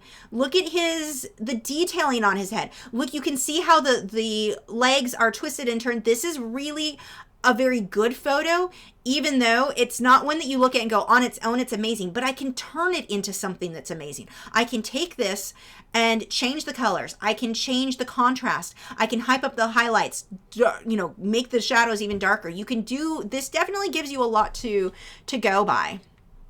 So I'm going to save that one. And Joseph says octopuses are for chumps. I want a kraken. Can't find a good photo of a kraken. Okay, so this guy, I love this photo. Again, you can see the detail. You've got interesting movement in the legs. Now, I may reposition, and when I say may, I would definitely reposition some of the legs, but this is enough to go by. I can then move the legs around and adjust those because of the way they twist and turn. You can see, this is a really nice photo too. I'm actually kind of excited. I found some good shots. Now, again, none of these are in the position I need for my painting, but I'm seeing the detail I need, that I can take what I need from this and change this. And octopus, they're I think, a little bit easier to adjust the position on completely and still make it look natural, because they change shape all over the place. So it's not like someone is going to look at it, oh, you drew that wrong. It just changed shape again. So they're a lot easier to adjust. I don't love this one. I can't see his head. His legs aren't in very interesting position. Like, there's nothing I'm seeing about this that I would really use. So no. The lighting and the color, but I'm not seeing anything there that I would even want to take parts out of. Obviously on its own it wouldn't work, but even this, I'm not seeing much that would work for what I'm going for here. Dominic said, when you get to the lionfish, I've had trouble finding a clear picture with fins on the side, so I'd love to know which ones work for you and how you distinguish between the parts of the fish. So the ones that I painted, I took the photos myself, and I loved the photos I got with those. But yeah, you have to get a good photo that you can blow up really big, and it makes it easier to tell where lines are. Definitely. Tamara said, I think you missed this. What about the parrotfish, purples and blues? Again, I think it would draw too much attention away because of their shape. They're a big blob of fish that it's hard to find a position of those that's going to be interesting enough for what I'm doing on this one. I don't think it's going to fit. This guy here, beautiful color. I'm liking the color. I wouldn't paint it on its own. And I don't like, okay, here, this leg, see how this leg that just hangs off the page there, that kind of draws attention away? If you're going to do that one, bring that leg back in so it curls back into this piece. You could turn this into something amazing. I'm going to save this because I really like the lighting. But on its own, no. If you make a few adjustments, this one would definitely work out well, I think. But I don't like this leg, mainly the leg here, the one that goes off to the left of the page that just like straight down. It's drawing my attention off. Curve that up and pull him back in, and I think that would otherwise make a really nice piece. Clary says she may do that octopus with all the detail. Yeah, I think that would make for a really good painting. The first one especially. Pix by Lee said, which is your favorite? Octopus, flamingo, clownfish, orca, or something else? I would say orcas have just always been my favorite, but I like all those things. Clownfish are probably at the bottom of that list of 4. I mean, they're top of my list of things I love to paint, but not, I think octopus, flamingo, and orcas are all above that. I would probably say in order, orca, flamingo, octopus, clownfish would probably be my favorite order, but I love all those things. Samantha said, sorry if this is a repeat, first time doing this. Thanks so much for all you do. I was wondering how to keep my work looking art and craftsy as a new painter. Art and craftsy? I'm not sure what you're asking. Like making it look more creative? Art and craftsy. I'm not sure what that means. So I am no help, and I apologize. Let's see. Susan said, how about a blue-ringed octopus? You can't find good photos. That's the problem that I'm having with most of these. Good luck finding a photo that you have rights to. Kind of like the twists and turns of his arms, but I really can't see what I need. I don't even think this is worth... Nah, I'm not even downloading this one. So here are the things, like, let's say I was looking for a painting. I'm just going to paint the octopus as it is. The things that I don't like, one, and you can change this, but like as it stands now, I don't like that it's the same color as the coral, which makes sense. He's blending in. But the arms, it's kind of out of focus. There's nothing super clear. Like those first photos, they were super, super clear. Everything's just kind of blending together into a mush of... Is that just one octopus?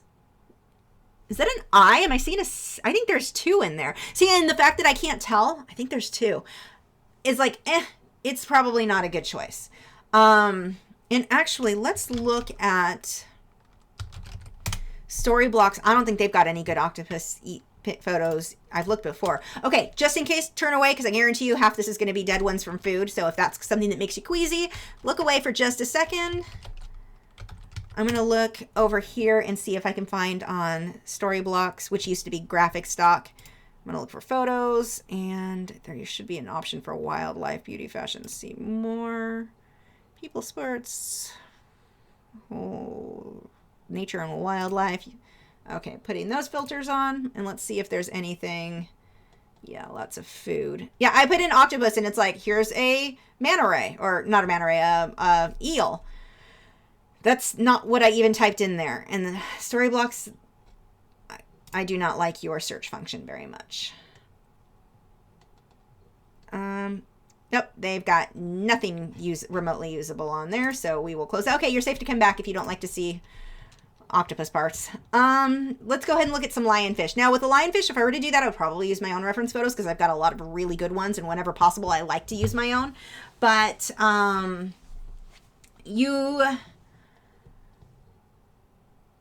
talking about the fins, so let's talk a little bit about that. Let's look at this guy. So with the fins, what you want to do, ideally, learn to copy what you see. And this happened on one of my lionfish that I painted with the Derwent watercolor pencils. I thought one fin was something else, a part of something else. I didn't know what it was, but I just copied what I saw. Lights went where lights went, were supposed to go, darks went where darks were supposed to go. But I wasn't sitting there trying to go, okay, I'm going to make this fin. Because if I would have done what my brain thought it was seeing, I would have given the fish an extra fin that shouldn't have been there. It was really all connected, but what was happening was part of the fin, the way the water was pushing on it, the webbing there, it was pushing out, and it was all connected. But for some reason, when I looked at it, I thought it was a different fin.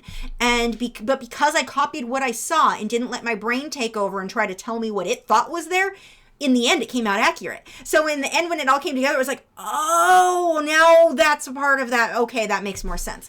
So you really, copy what you see, and it should all come together if you copied that accurately. That, I think, is a really big deal.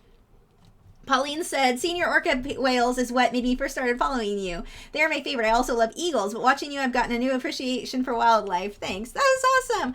Orcas are where I started. Like whales and dolphins were like definitely my first love. So will always be my, I just adore them. But yeah, they're my favorites. Let's see. Let me scroll up because it looks like I've got missed a few questions here. Barbara suggested a starfish. Yes, I'm actually planning to have, and I'm going to have to look at some photos of that. So we'll go to that shortly. I want to have some starfish attached to the lion's body. Like all the fish are hanging out with him. And the challenge is I don't want it to look like they're eating the lion or taking over him because I'm going to have this octopus wrapped around him and he's roaring. I want they just all kind of go together. But the starfish I want on his butt or something, like on My Little Pony. But yes, there's definitely going to be starfish. So we're going to have to, actually, let's go ahead and start looking at photos of that. Let's actually really quick though, talk about why this photo could be used, except it's so overexposed with the way the light is just so harsh. And in these fish tanks where they're kept, the lights are very, very strong. And so if you don't adjust your camera settings, it tends to just blow everything out, the contrast. Everything is just too bright on the bright end. You can adjust it whenever you take photos too, if you're taking them by yourself, you take them as RAW files, not just JPEGs. Yes, it takes up more space on your SD card, but it gives you more options when you pull it into Lightroom. You're able to adjust for a lot more. So I could take, if I had the raw file of that, I could take that in Photoshop and fix Lightroom, take that and fix all of this that I'm not liking about it. The angle is okay. I'm not in love with how the fin is up here and then comes down here. It's kind of a weird flow. Not in love with that. I definitely like when it's a little bit more even. Variation is good, but I'm just not loving that on this guy. He's not amazing. And here's a stock image. Let's show you a good photo. This is not one that you would be able to use for free. Let me see if I can zoom in on this at all. Are you going to go? This is Shutterstock. Now, here's another thing. That is not blowing up for me. You're just not going to show it to me. There we go. So here's a Shutterstock photo. Whoever the photographer is, hyped up color. They don't really have that much green or this extent of color in it. But look at how amazing pulling these colors into this. This has made that fish look gorgeous. So that is an example of something that I actually do like. But it definitely, the photographer in post, they did a lot of work to that photo to make it look that way. But here's the thing. If you buy your photos from Shutterstock, from all of those, I contacted them before because there were photos that I wanted to use, and I was perfectly willing to buy them and get permission to use them. The problem is their licenses don't extend, they're not intended for artists. It's not like wildlifereferencephotos.com. That's intended for artists. They're giving us permission to create artwork out of it. But like Shutterstock, was it them I contacted? I don't remember who it was I contacted. I have the email somewhere. And they basically were like, well, depending on what you're going to use it for, you're going to need a different license. And they gave me this long thing explaining, it made no sense. It was that legal jargon that you're like, what the heck? I told you what I'm using it for. Can I or can I not? And basically the end thing is no, unless you want to pay hundreds of dollars for the rights. One site was hundreds of dollars to use the rights for that photo to be able to make prints of the painting. Now, if I could buy that photo and use it for other purposes, but not for artwork. Now, other websites like Graphics, their Storyblocks now, in their license was included for artists. Like they contacted artists on YouTube to like promote them because you could use it for that. Most of these sites like Shutterstock though, you can't. So don't think you can just go buy the photo for $5 from them and use it in your artwork and then make prints and such, because it's not a part of the license.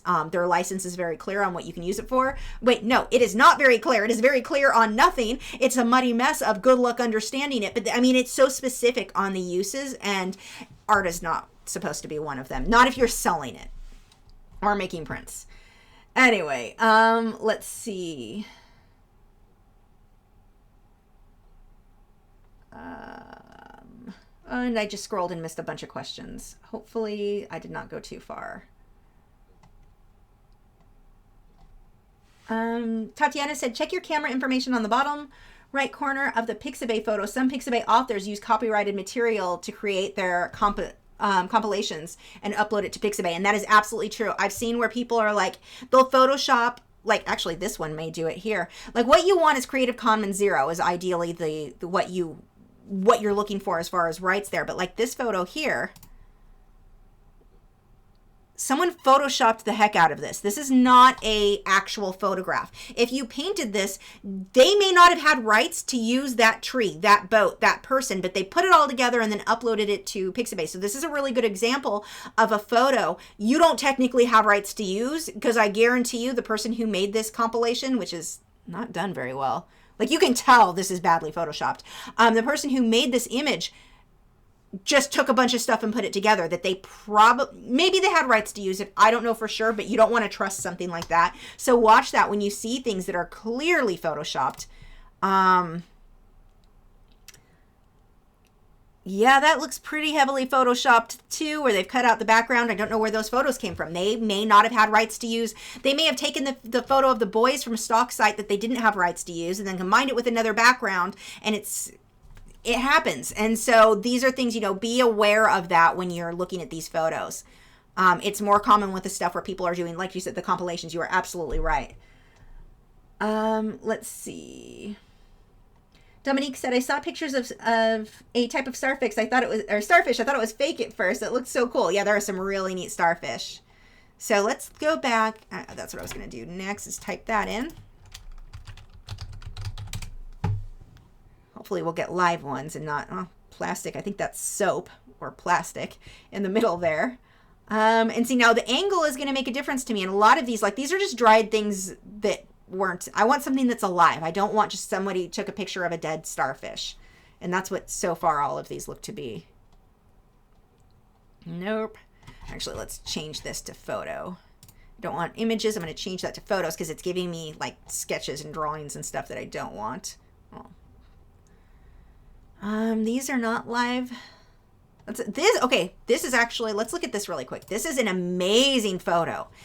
I love the detail. Now, yeah, the white's a little overexposed, but you can still see the shadows. I would still add some of the details in the starfish, adjust that. I may even do a different color. But look at the detail on the shells. The detail in the sand, that's actually would make for, it's a really good composition. Whoever took this photo, I think did a good job of cropping this into just a beautiful composition.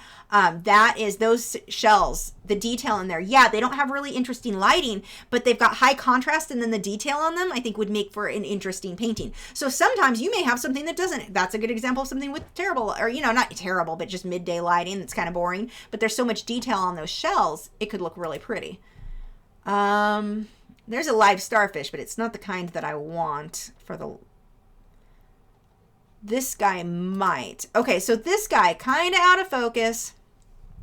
I would sharpen that up, obviously. I'd make it a bit more crisp. He's alive, which is getting to be unusual to find here. But He's a maybe. He might look good positioned somewhere on the line. I wouldn't go with red because I don't want to nothing should be red in this painting. Let's see. Pix by Lee said, an octopus inspired by My Little Pony. Awesome. This is probably why we're friends. Some Draws says, for a newer artist, what challenges are they likely to face when creating art and career-wise?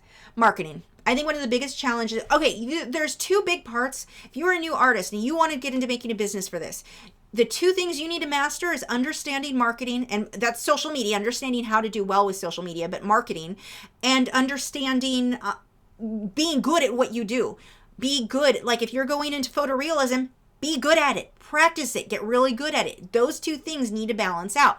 Ideally, you'll have both. Marketing is going to make even a bigger deal in many cases because there are some artists who are freaking phenomenal, but they can't sell a thing because they never learned how to market their work. So those are your two, I think, biggest challenges. And then, you also have to face family who is like, that's not a real job. That's very, very common to hear. Another big challenge is, get a real job. And by real job, I mean something that you have a steady income, steady check while you're getting started.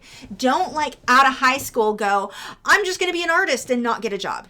Get a job while you're building up your art career. Don't think you're instantly going to make enough to pay your bills or you are going to struggle. You're not going to be able to buy your art supplies. It is not going to be fun. It really takes the fun out of it when you're freaking out because you don't have rent. So have another job and then do art on the side until you can build up your art career enough. But don't drop everything thinking you're just going to jump straight into that. So, yeah, I think those would be some of the bigger ones. I'm sure I'm not thinking of some off the top of my head, but those are definitely some big challenges. And the nice thing is, one of the things that I always I worked in an animal hospital. That job is tough because you're dealing with clients who are stressed about their pet, but it's expensive to go to an animal hospital and they didn't want to pay their bills or they didn't have the money for their bills. And then you're getting accused, well, you must not even like animals because you're not letting them do things for free. And it's it's not my practice. I can't decide what you pay.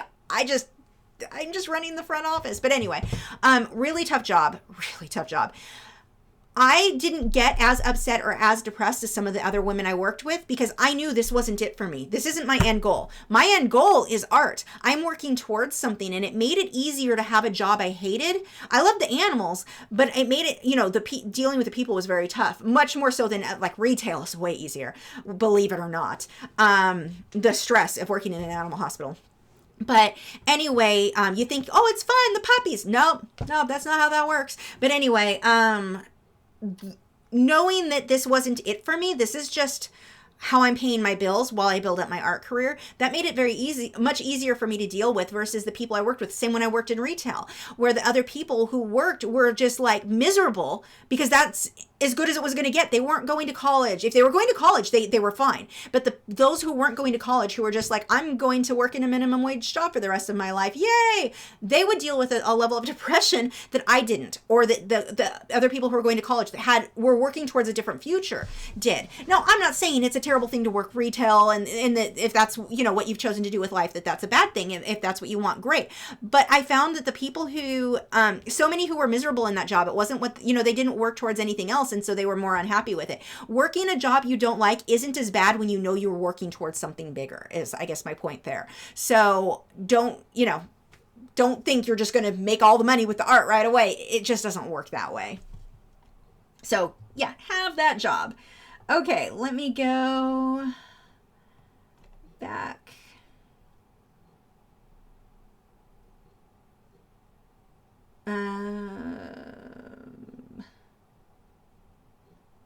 Yeah, that's a good tip from Tatiana. To be on the safe side, don't use images without camera info. Yeah, that's a good tip with Pixabay. Very good tip. Let's see. Clarence says, I think the fish is good practice for learning to paint on dark surfaces. Yeah, that definitely would be. Debbie said, I had no idea. Thanks for mentioning that about Shutterstock. And I don't remember if it was them. It was one of the licenses. A lot, Shutterstock. What are some of the other ones? I can't think of right now. But yeah, you definitely want to look at their licenses. And just licenses in general. I buy a lot of packs for Adobe Premiere Pro. read those licenses. Like if I can use those packs on anything I use on YouTube, but I can't use it on anything behind a paywall. So I couldn't use like a transition effect on a video on something that goes on Patreon because it's a paid video technically. Like certain things that you buy, you think, okay, I bought it, I can use it for whatever I want. You can't. Make sure you're aware of what that contract says so that you don't get yourself into trouble. Like I couldn't use, let's say I've got a cool transition pack or font or whatever, I can't use it to make my friend a music video. Even though, yeah, I'm the one making it, it's not for my brand. That's what I bought the license for. Like things like that, you definitely need to know what the licenses are. Art of Raven D said, I remember looking at the prices of Shutterstock a while back, prints and selling the art. My wallet said now, and sadly they had orchid mantis photos that I wanted but can't use. Oh, I think you said your wallet must mean no. Yeah, they've got some amazing photos, but they're just really, oh yeah, you corrected yourself. I meant to say your wallet said no. Yeah, unfortunately. But okay, so here's a trick what you can do though. Let's say you find a lionfish that has this amazing lighting and you're like, it's so pretty. You could take the lighting from the one that you don't have permission technically to use and use it, use that as inspiration. You're not copying it. You're using it as inspiration for the lionfish you do have permission to use, that you do have royalty, rights for. So you can be inspired by those photos. You just can't copy them, if that makes sense. Sometimes you get good ideas looking at those the way that they've been. Usually it's because the photo's been so heavily edited. Pumpkin Spices, OMG, you can't paint from an image from Shutterstock and sell it even though you paid for it. Awesome. You've got to check your license. I may be getting them mixed up with another one. I'm apologizing if I'm mixing up different companies, but I can't remember which one I contacted. There were two main ones I was looking at, and I painted from a couple of them before I knew that, and I don't offer prints of either one of those. The paintings are long gone. They went to a past friend, but she ended up not being so nice. But anyway, I don't make prints or anything of those because I didn't know I didn't understand how that worked at the time. Luckily I hadn't made prints or that could have got me in trouble. Let's see. Dominic said that Prange and black one with the spots is real. The Prange, what are you Prange? Orange? I guess that meant orange and black one. I'm not sure. If you're talking about the triggerfish, yes. If you're talking about, up here, yes, this guy here. Yeah, that one's real. He's just not the right angle. And he's way too blingy for what my lionfish is going to want. I don't really want to make him look like a My Little Pony. Just a little bit. Let's see. Salu said, when using reference photos, do you have them on screen while working or have them printed out? I prefer working from printouts, but quality never matches the looking at the file on screen. And that is exactly what you're dealing with, is exactly why I just keep it on I have a computer monitor, 27-inch that I have on a shelf right next to my easel. And that's what I do. And that way I can blow it up bigger, which is nice. But yeah, the quality of the prints wasn't good. And I was wasting so much money on ink and I finally got sick of it. And so I moved to just doing everything digitally, and that's working out better. But I did like having it printed and like right there on my easel or in my hand, but it just was less practical over time. So for the reasons you said is exactly why I stopped doing that. Let's see. Debbie said, you have more detailed marketing advice. You are right about family. They can make it tough. Detailing marketing advice. Look up podcasts for marketing and not art marketing. I've not been super impressed with most of those podcasts, but look up just marketing in general. And listen to podcasts. You're going to get way better advice than what I can think of off the top of my head right now. But start learning. And the weird thing is with marketing, it changes too with time because of the use of social media and the way that we use social media. So look up some marketing podcasts would be my biggest tip. Because there's just so many things that I'm like, we could make, an 8-hour live stream just about marketing stuff. Brenda said, yeah, I'm a groomer. Yeah, it's not playing with puppies all day. No, it is not. And at least the nice thing with grooming is when the person comes in, unless it's like a dog who's completely matted and you're not sure what the fee is going to be just at the start. Normally, like if it's scheduled regular maintenance grooming, the person knows how much it's going to cost, so it's not as big of a deal. With the animal hospital portion, it was never what the estimate was. Like, you'd always give them an estimate, but the dog, if it's more sick or it needed more tests or it needed to be in the hospital longer, whatever it was, it could be an extra $1,000. And did people freak out? And I was the one, when you work at the front, those are the people who get yelled at so badly. Although you would understand that when someone brought in a super matted dog, and you only have an idea of what that estimate is till you get in there. But yeah, that it was rough. Let's see. Charlotte said, I've been learning so much from you. Yay! I'm glad to hear that. Brenda says, what do you suggest to protect your photos and images? I put a watermark on mine, and I will show you that right now. Here's one. Actually, you can see the watermark at the top. Now, that can be photoshopped out. I know how to Photoshop it out, but it does help. If you put the watermark on there, and one of the things, like my mom always said, it keeps the honest, a phrase she's always said about different things, like locking your door. You can lock your doors to your house, but someone can always break in. But it's going to keep the majority of people out. If someone wants in bad enough, they're going to get it. And the same thing with watermarking your artwork. If someone wants to steal it bad enough, they're going to take it. So ideally, don't upload photos that are too high resolution. Lower the resolution on those. Don't upload them too large. Don't upload like super high DPI. That's a big thing. And then putting the watermark on it helps, because sometimes somebody may save this photo from my website and just want to share it because they like it, not because they're trying to steal it. They're just like, yay, I want to share this on Facebook. Those are not the people who are going to take the effort to Photoshop out the watermark. They're going to leave the watermark there, which is great because they're advertising for me in that case. So there's a lot of bonuses to adding a watermark. This watermark is not super obtrusive, but it's also super easy to Photoshop out. There are other watermarks that, like I will show you right now a way that I would do this in Photoshop that will help block this one even more. So let's go with, I'm going to open a new project really quick. Ooh, that is way big. Let's go little, because that would be a huge file. Oops, I should have made a solid color. Hold on one second. Let me add a layer to this. New layer. That is not what I meant to do. New layer fill is what I want. Pay attention, Lisa. I do this better when I'm not trying to do this on a live stream. So, okay. I want this to be white. I'll show you what I'm going to do with this in just a second. Let's pull my image back up.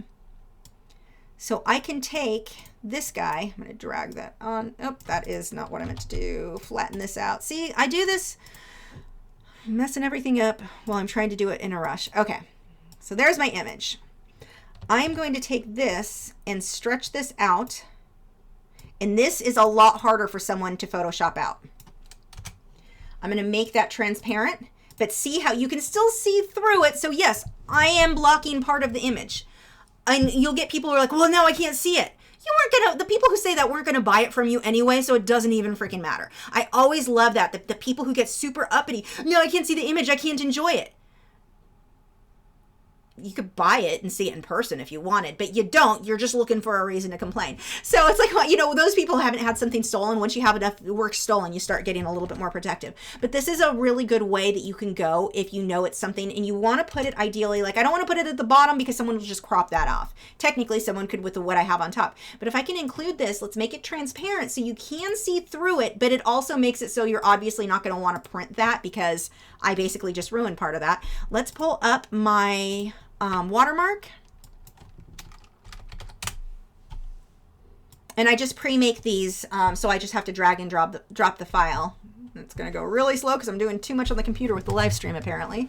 Let's say this was the watermark. This is actually not the one I typically use because this one has color. Actually, let's stop being lazy and grab the good one. What did I name that one? Where is it? There it is. Is this the one? I don't know. We're using it either way. So I'm going to drag that on there. We will shrink that to the size I want. So here is a type of watermark. You can still see the artwork, but it's really going to make it so someone's not going to print. You can't make good prints of this. Even if you Photoshop it out, the print would be so crappy because of the amount of work that I did here. I mean, for somebody to make a print of this, they'd actually have to be able to paint. Like I could still Photoshop this out, but it would be because I would be doing digital painting to cover that. So in that case, that artist would probably just make their own. But this would be an example of something that you could do.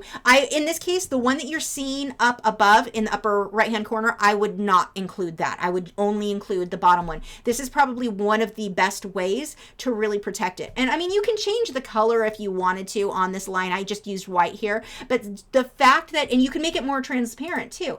But the fact that, oops, not that part. that it is so, like, it completely changes this, that's not an easy thing to Photoshop out. The watermark that I have above it, very easy to Photoshop out. This one where I put a block of a different color, completely changed the color there, or the opacity like that, that's going to be harder for someone to Photoshop out. So that's probably the safest way. That plus don't upload too large of an image are going to be your biggest ways to try to protect your artwork.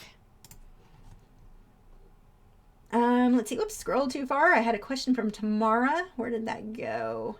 Tamara said, thinking of making beginning drawing videos, was wondering if there was a reason you haven't made any videos walking people through the beginnings. Any thoughts? I have. My thoughts are you have not seen all my videos. I have some for beginners. They do very well. Stuff for beginners on YouTube do very, very well. My thing is my target are people who were what I was when I started painting, where I wanted... Like, I wanted to sell stuff. I wanted to become a professional. I wanted, you know, I'd already been drawing for a while. And so I want to help people who were in the place that I was. So full on beginners, while I do videos for them, I also don't recommend people stay with beginner stuff nonstop.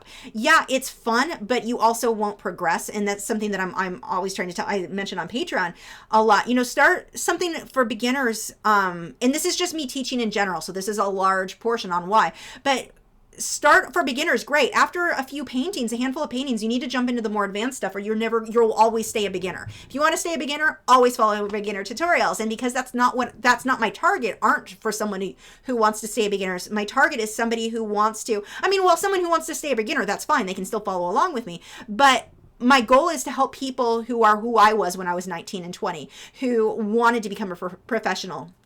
So that is, for me, why I've chosen not to, but those videos do very well. Stuff for beginners do very, very well on YouTube. So, but yes, I do have a handful of beginner stuff, like beginner oil, beginner acrylic, your first time using powder blender. I've done a few of those, but I don't encourage people to only do stuff for beginners. I encourage them to jump into more advanced stuff. Let's see. Although I do have to say, for next week's Patreon, it's going to be super beginner. I'm going to be doing acrylics, but it'll work for any medium. I'm going to show you guys how to make quick and easy personalized Christmas gifts for your friends and family with any medium you want. I'm going to show you where we'll be using Photoshop to design it, and then just really easy. That one I'll actually even give you the line drawings on some of these I'm going to be doing, but I'm going to do a few of these super basic beginner.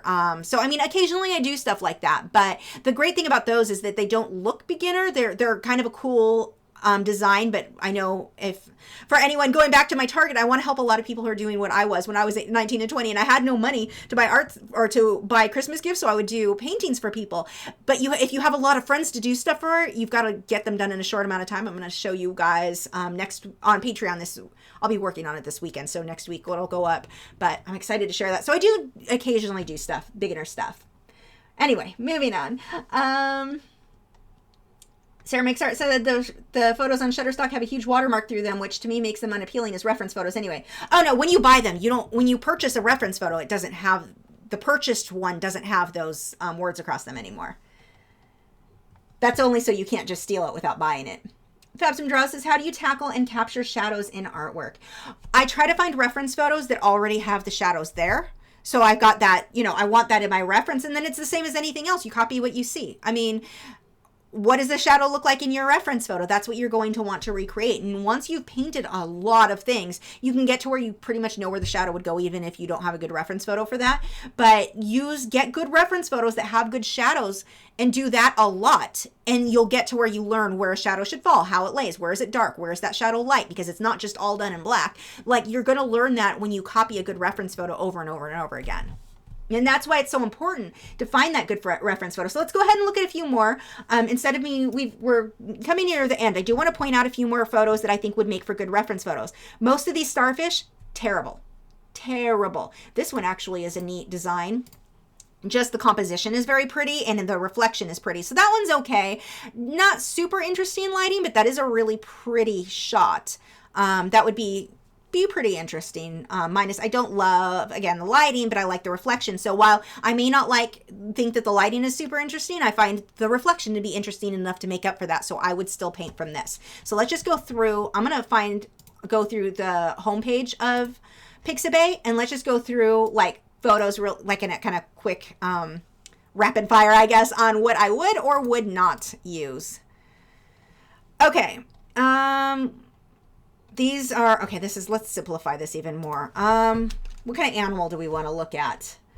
I should probably do that because I'm going to get too wide of a, well, I guess we could just do whatever it has. Okay, so let's look at these sheep. No, this is an absolute no for me. I don't like the composition. Even if this was super clear, I do not like the composition.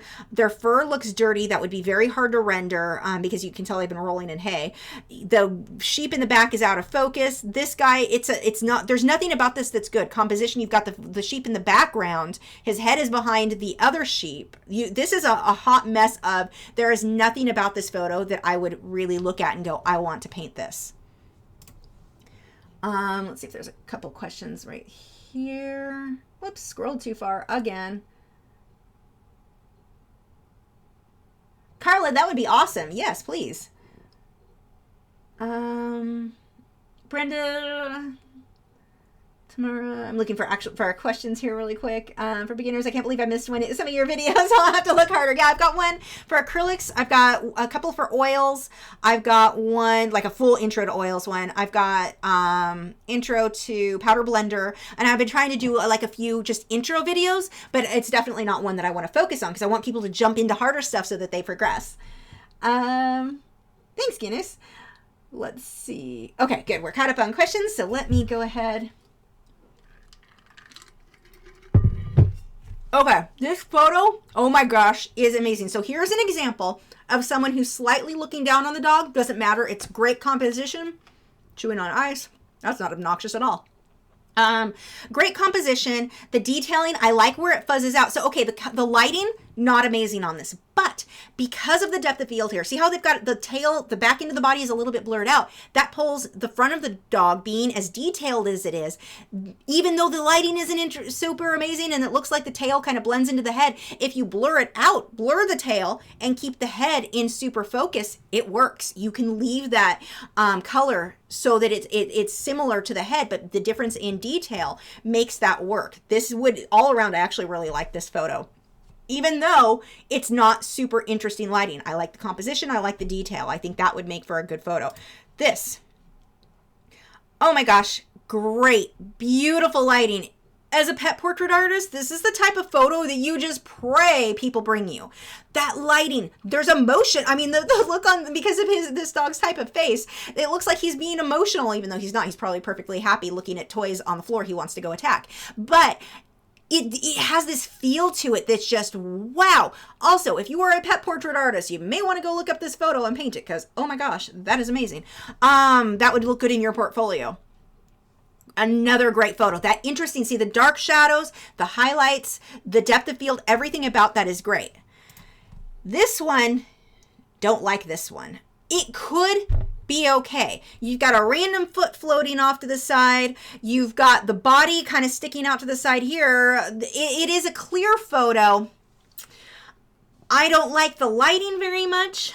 I don't like random feet floating around. Now, if you crop this properly, you could make it amazing. I would probably leave the feet out and just kind of blur out the background so you're focused on the head and the feet.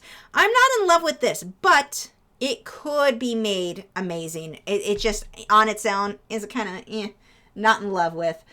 Let's see, Francinia, I'm sorry if I said that wrong, said, when choosing reference photos as a beginner, should you pick photos with lots or little detail? Lots. Pick the best photo you can find. That doesn't mean you need to include all that detail. But, like even this is a clear photo with lots of detail. I don't love the composition. I could make this look good. It's just not my favorite one after looking at the other ones, I guess.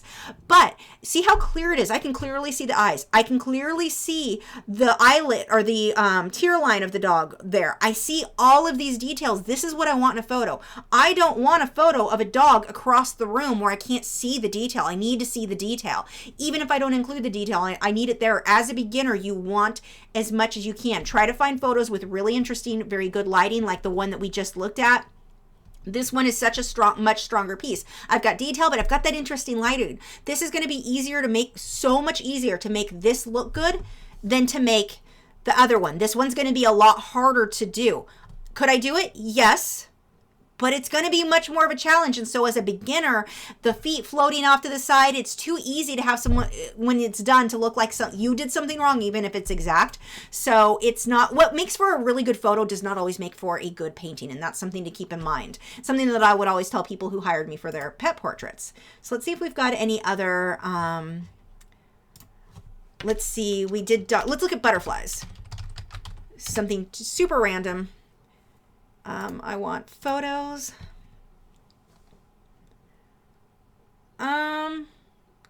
This one, it's kind of neat. Did they just mirror that and Photoshop it? No. Wait. No. I don't know. I'm not in love with the composition. If I did this, I would want to do one butterfly, not the two. I don't know. But then that's just me. I'm just not feeling that one right now, but I might in a month. I might see that in a month and go, oh my God, this just makes me have all the feels. I need to paint this.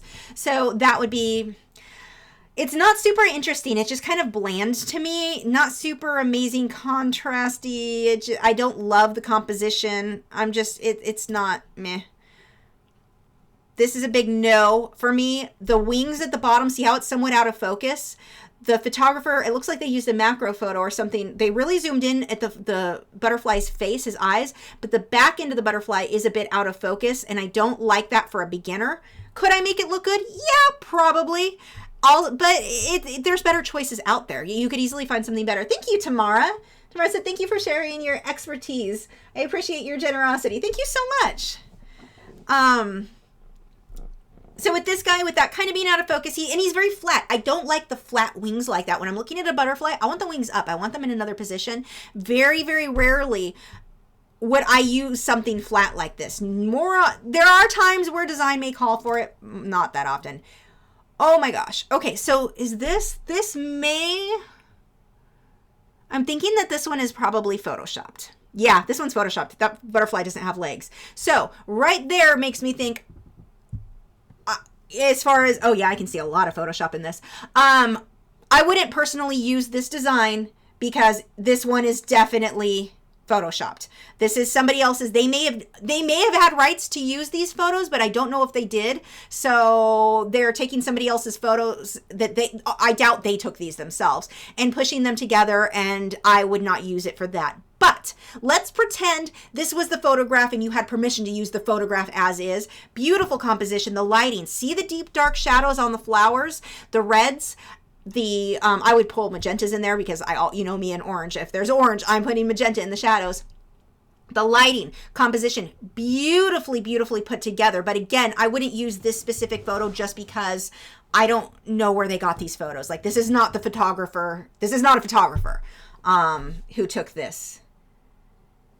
Nick said he keeps wanting to click on the pictures on my screen. That's funny. But yeah, as far as like composition and such, yes, it's beautiful, but just knowing Pixabay and knowing that this is just something somebody took someone else's photos and edited, no, it would be not. But as far as just looking pretty, yes. If that's super confusing, and I apologize. Okay, this one. Oh my gosh, that is gorgeous. This is a beautiful composition. This one, I'm looking to see.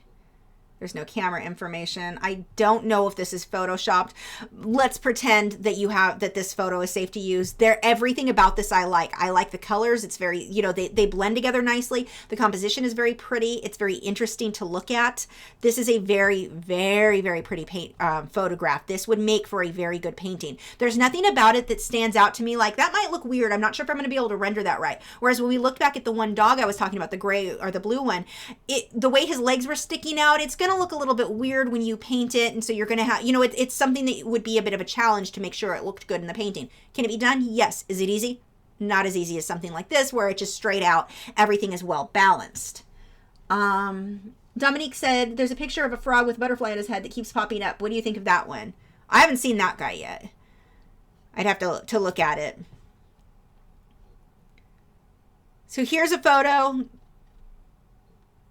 Definitely, this is not a Photoshopped one. This one would be fine. Actually, I am certain I have used this butterfly. Either it was one of our group challenges or I used this butterfly along with something else. I recognize, this photo is somewhere on my computer. This one is really, really pretty. I like this, the lighting, the shadows on the wing. See how the wing isn't just solid orange or solid yellow, one solid color. You can see where you've got these highlights with the light and then down into the oranges, and you've got all these shadows and the variation. And if you can capture that in your artwork, you've got blues that show in the blacks. It's not just flat black. This is a beautiful photo and would make for a very, very good painting. Whether or not you kept those flowers, you could change that to something else if you wanted to, but the butterfly himself is a really nice shot. He is wonderful.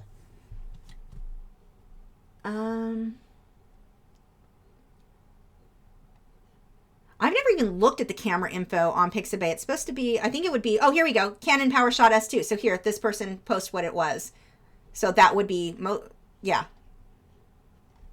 That one is, and like, let's actually look back at the one I was just looking at. Is that, no, it's not even there. There's no camera information.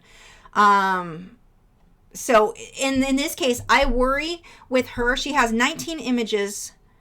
What are her other images? And this is actually, let's do a real quick Google search. I'll show you what I do when I'm looking at something. Like if I wanted to paint this, I probably wouldn't just see this and paint it. I might do it for a YouTube video, but like something I wanted to make prints of and sell.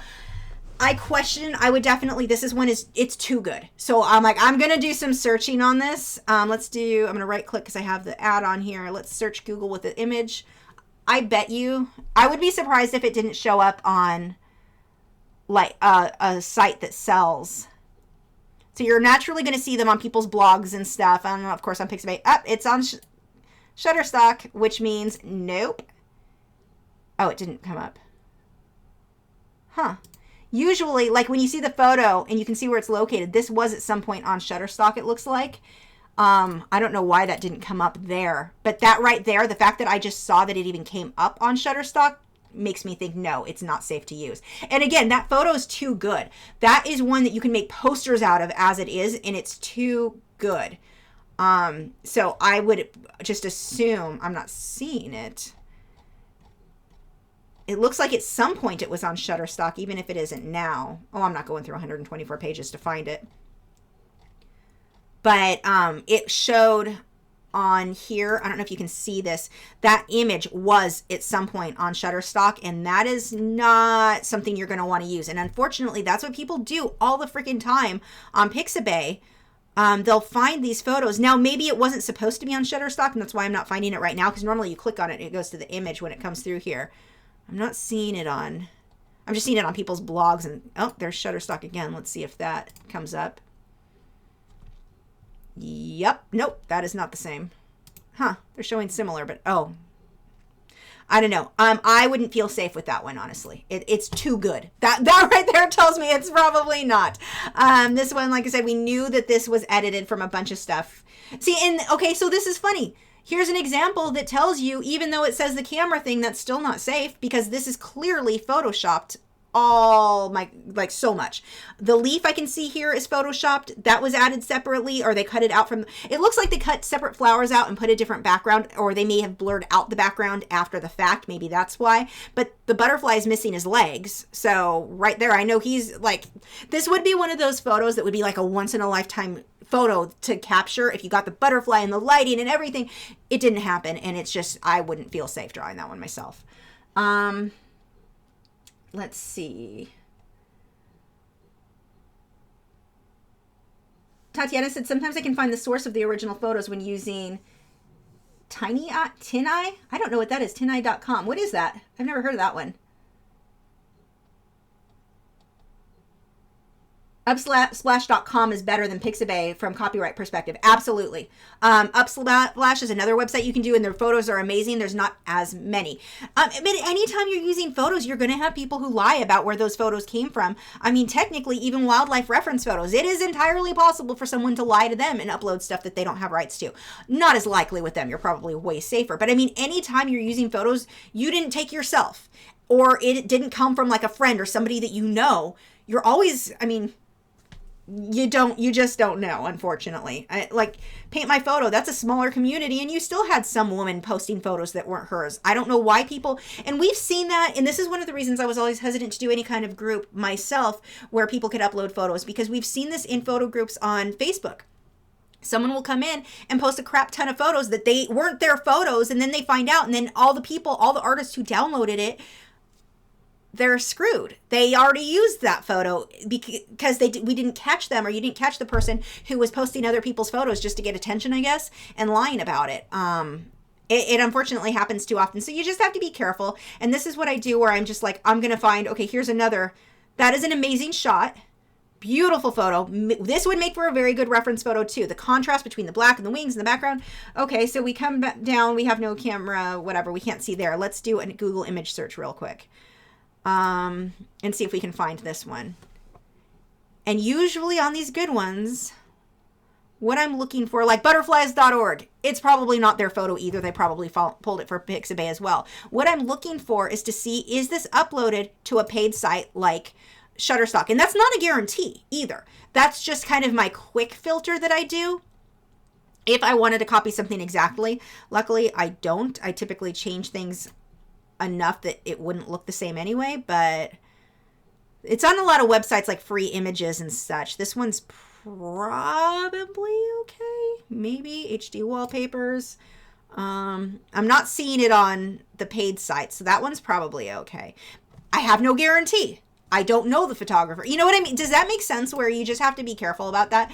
I'm going to make everyone paranoid, aren't I, about using these photos, but we don't know. Anyway, I've shown you enough of that. Oh, there's the frog you're talking about. That's a cool photo. Actually, we used that as one of our Patreon reference photos a while back. Or not reference photos, group challenges. I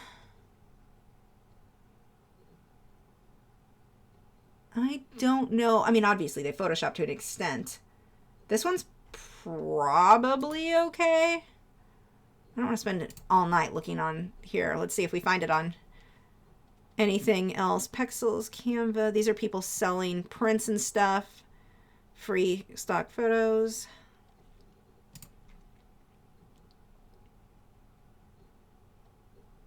I'm not seeing. Usually it's on the earlier pages when it's on a paid site that it shouldn't have been posted on these things. I'm not seeing it. That doesn't mean it's not there. I'm not going to spend all night. This one, I think I searched that one before and didn't find anything because we used it for Patreon once.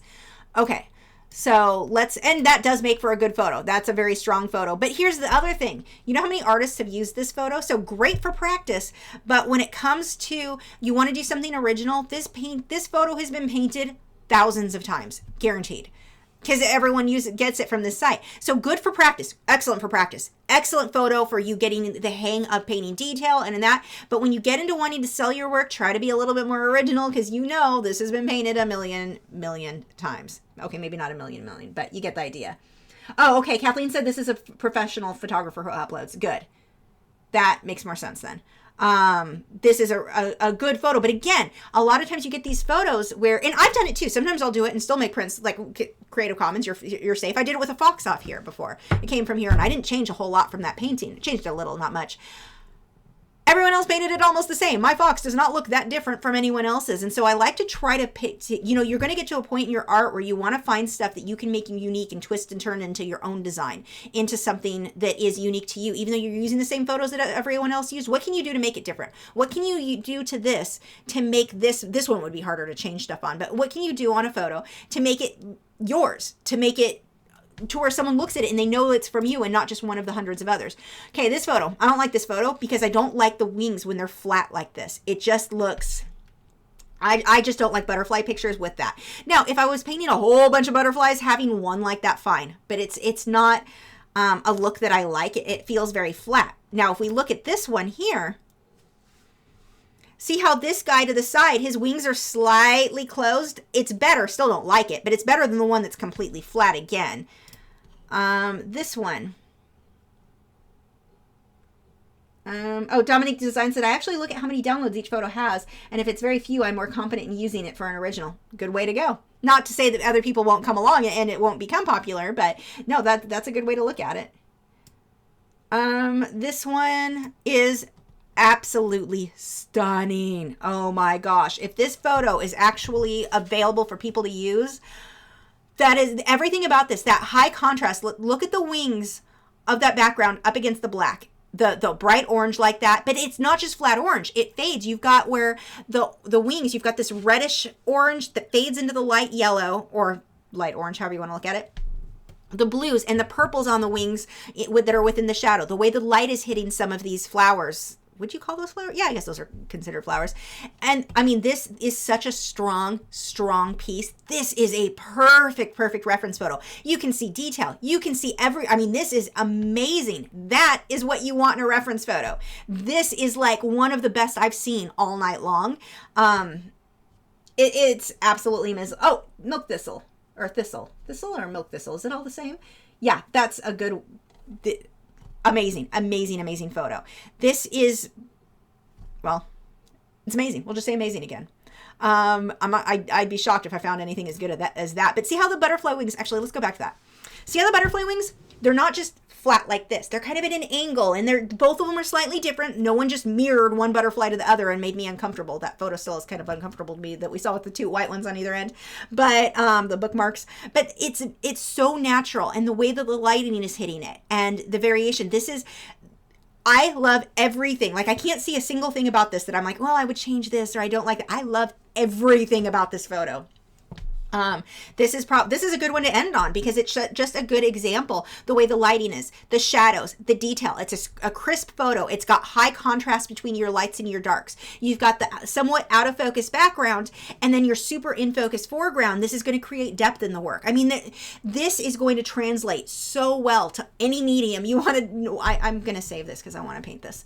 I'll probably paint it just like, let's go ahead and download him just to, because right now I love him. If nothing else, I've got to put it in a sketchbook because that is super pretty. So I'm going to answer a couple more questions and then we will wrap this up, or wrap it up by answering some more questions.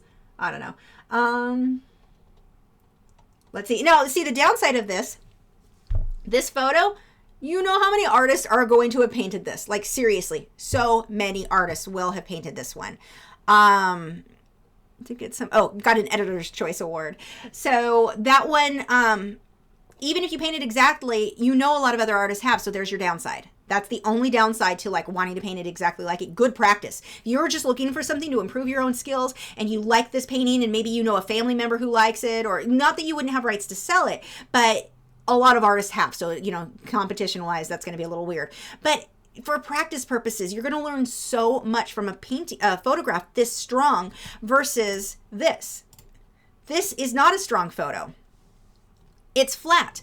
Yeah, you can see details. It's flat. The wings are flat. The color is flat. This doesn't make for a real good photo. It's not very interesting. This is the difference between a photo where, yeah, it's a photo of a butterfly. I can see what I need to see. And, oh my God, look at the amount of depth that you can get from this one. The lighting in this one. This is what I'm talking about, the difference between one or the other. And don't think, well, I'm a beginner, so that means I need to go with this one. Okay, maybe for your first one. But your second painting, jump into the advanced stuff. This is how you learn. You learn from working from super amazing reference photos, or even if you just want to work from still life or something in person, like let's say you're taking a portrait class and you've got live models, whatever. Having quality lighting where you can see the details, this you're going to learn so much more from than something that just, well, this one looks easier. That is harder to make look good, this blue one, than this. You'll have to spend more time on this one. But it's going to be way easier to make it really look good than the flat blue one. So, okay, back to questions. I'll stop ranting about that. But it was just such a good end one or good photo to end on there. Can I bring Chicken out before I go? No, not tonight. I'm not going to go grab him because I still have to take the dogs out. And if I bring him out right now, he's not going to want to go back. My dogs, because we went to the vet and one was sick. Well, she wasn't sick. She wasn't eating and I have to try to get her to eat again. It's a whole thing going on in my house right now. No, I'm not going to bring him out tonight. I don't know what I'm doing next week. Maybe I'll bring him out next week, but I will have to bring him out earlier. Oh, more people are saying he ate chicken. That makes me feel guilty like I should go grab him. Dang it, guys. Fine. Give me a second. We'll play musical animals for a second. Let me go grab Chicken. But just for a second. So if you want to type out a few questions right now before I get back with Chicken, I'll answer those and then we'll wrap up. Oh, my knee. I'll be right back.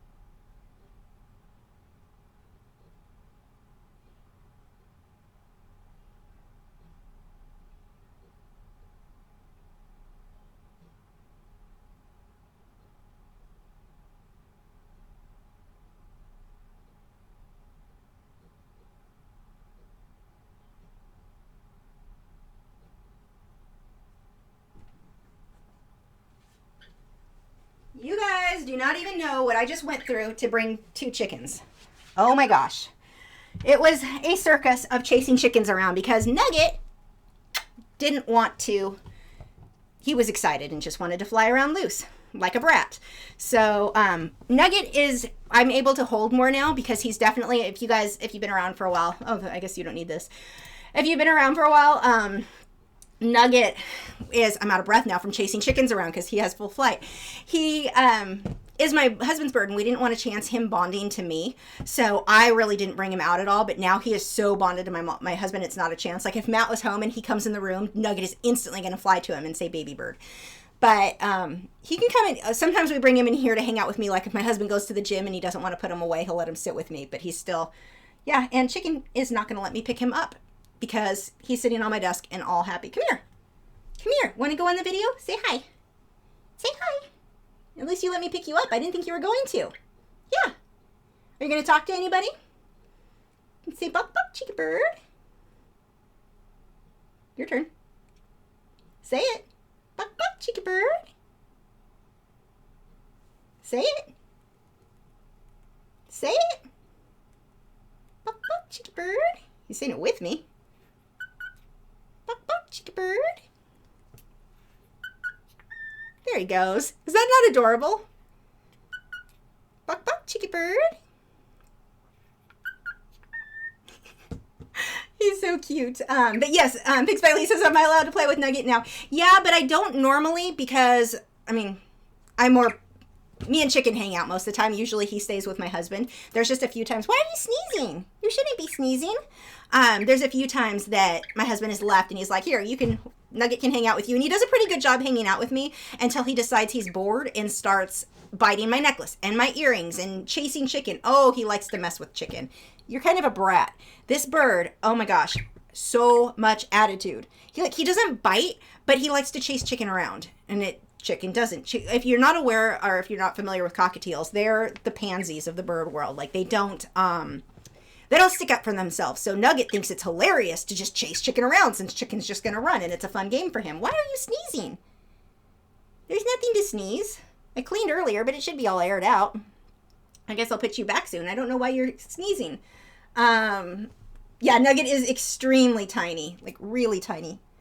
Oh, why are you sneezing? Oh, good. Chicken is pooping on my desk. Where are the towels? Lovely. The joys of chickens. Move. I have to clean up before you walk through your mess. Right after I clean my desk.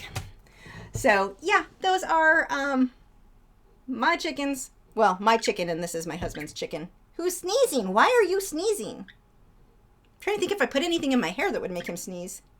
I have lotion on. And let's see, were there any questions I missed? And then we'll go ahead and put these guys away. Gail said my bird Maddox is on my shoulder watching. He's Chicken's #1 fan. Salou said, what are the chances that exact blue butterfly reference is the first thing I ever drew in colored pencil before I learned about angles, contrast, and composition? That is too funny. Pigs by Lee said, did they test her sugar if she isn't eating? Oh, she's anemic. No, we didn't do any testing. So I will tell you, being the live stream, if you're here for art, it's pretty much done. We're just going to chat for a minute. Let me tell you about my visit to the vet. So I go to this vet called Timber Valley Vet Hospital. I'm going to have to put you away if you keep sneezing. I don't want to bug you if something's dusty or something. It's not dusty. I dusted. Why are you sneezing? Went to this Timber Valley Vet Hospital. Problem is that this vet hospital was recent, I don't know when, but they were bought by Banfield, but it's the same staff who works there. Now, Banfield is basically it's PetSmart's animal hospital, and if you don't know about those, don't recommend. I would not intentionally take an animal to Banfield unless I was okay with my dog coming back with a broken leg, or they're just lots of problems I'm not going to go into. Do your research on that. Banfield, overpriced, bad vet care. Anyway, most of the time. But occasionally you'll get a good vet. And like in this case, this vet was not previously Banfield. He's an excellent vet. He's great with the sight hounds. I love him. So we made the appointment because Jessie, she's not been eating. When we found, I recently realized she's not eating because she's being picky and wants to, or she only wants my food. And the more I baby her, the worse she got with not eating. So now I'm having to be strict and not give her anything other than her normal food. And it's working. But when I made the appointment, her normal vet wasn't there. And they said, well, we've got this relief vet. It'll be, he's great. It'll be good. No. So when I get in there, place was filthy. It smelled dirty. Like, I don't know if because the normal vet isn't there. Please don't eat my necklace. Because the normal vet isn't there, if they're not cleaning. I don't know what the deal was. But when I go in, what they typically do. Now, mind you, I used to work in an animal hospital. And yes, all vets are going to be somewhat different. Certain things are still going to be the same. Like, they come in the room with you for the exam. They took my dog, Jessie. They're Italian Greyhounds, so they're very squirmy. If you pick them up and if you drop them, they'll break their or they break legs really easily, or their neck. So they think they can fly. Turns out they can't. So they took the dog into the back for the exam. And when they went to take her, I'm like, where are you going with the dog? Or why are you taking her back there? Well, we're going to go get her vitals and all that. And I'm like, why wouldn't you do that? I don't even know why, but whatever. And I was kind of taken back. I'm like, weird. Okay. They did the entire exam in the back without me. Okay. That's stupid and not how this works, because I need to be able to tell you what's going on other than, quickly the tech had asked the questions, but I need to talk to the doctor about this. So he comes in the room or I'm watching through the window. I can see them examining the dog in the other room.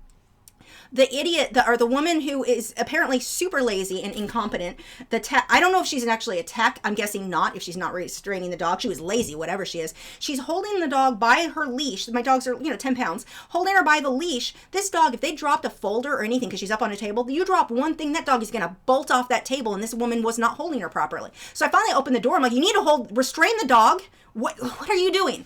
So I was pissed at this point because they're putting my dog at risk here by not properly restraining her. So she holds her against her, and I'm watching her when they took her blood, and I'm just going, I can't, this is not how you restrain a dog. What is wrong with you people?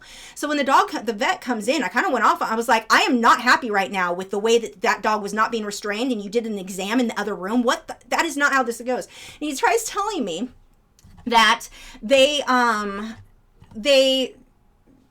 Yeah, see, Gail said that is weird they did the exam away from you. He goes, I needed to do the exam in the other room because I need to be able to pick up on the dog's cues. If the dog's in the room with the owner, the dog will respond to the owner. What the F are you talking about right now? That is not how this works. You're not an animal psychologist, first of all. That's not like that. She's not here for, to find out if I've been mean to her or some, like, this isn't like taking a kid into the other room away from the parent because they want the kid to speak openly. This is a dog whose adrenaline is through the roof because not only is she at the vet, but you've taken her through the other room. As I'm moving my head, Chicken's over there bouncing his head up and down. Yeah, huh, Chicken? That was funny. I wish you could see that on camera. But anyway, so he's telling me how he needs to see the dog's cues to really get a read on whatever's going on with her. What, you think you're a freaking pet psychic? What is wrong with you? Like, this is the stupidest thing I have in all the years of me working at the animal hospital, and then of course having animals and going to the vet. I've never ever seen or heard, and I've worked with a lot of doctors because one of the hospitals I worked at, we had relief doctors all the time. I've never seen anything like this.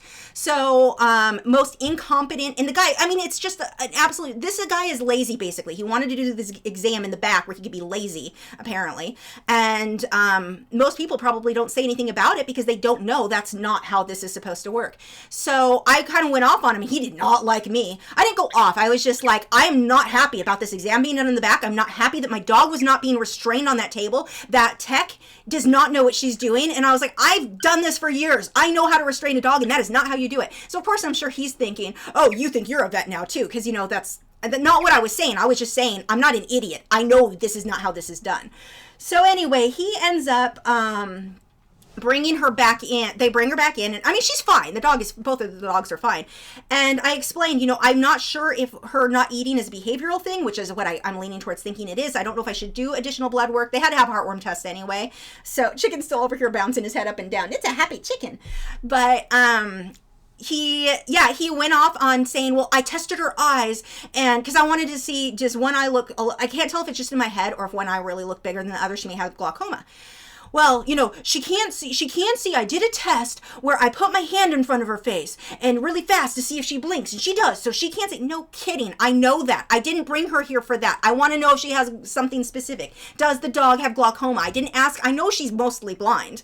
She can see shapes and shadows, but not in the light. And I said, I know she can't see in a really bright light, but in the dark she sees well. And he looks at me, he goes, well, that's not how it would work.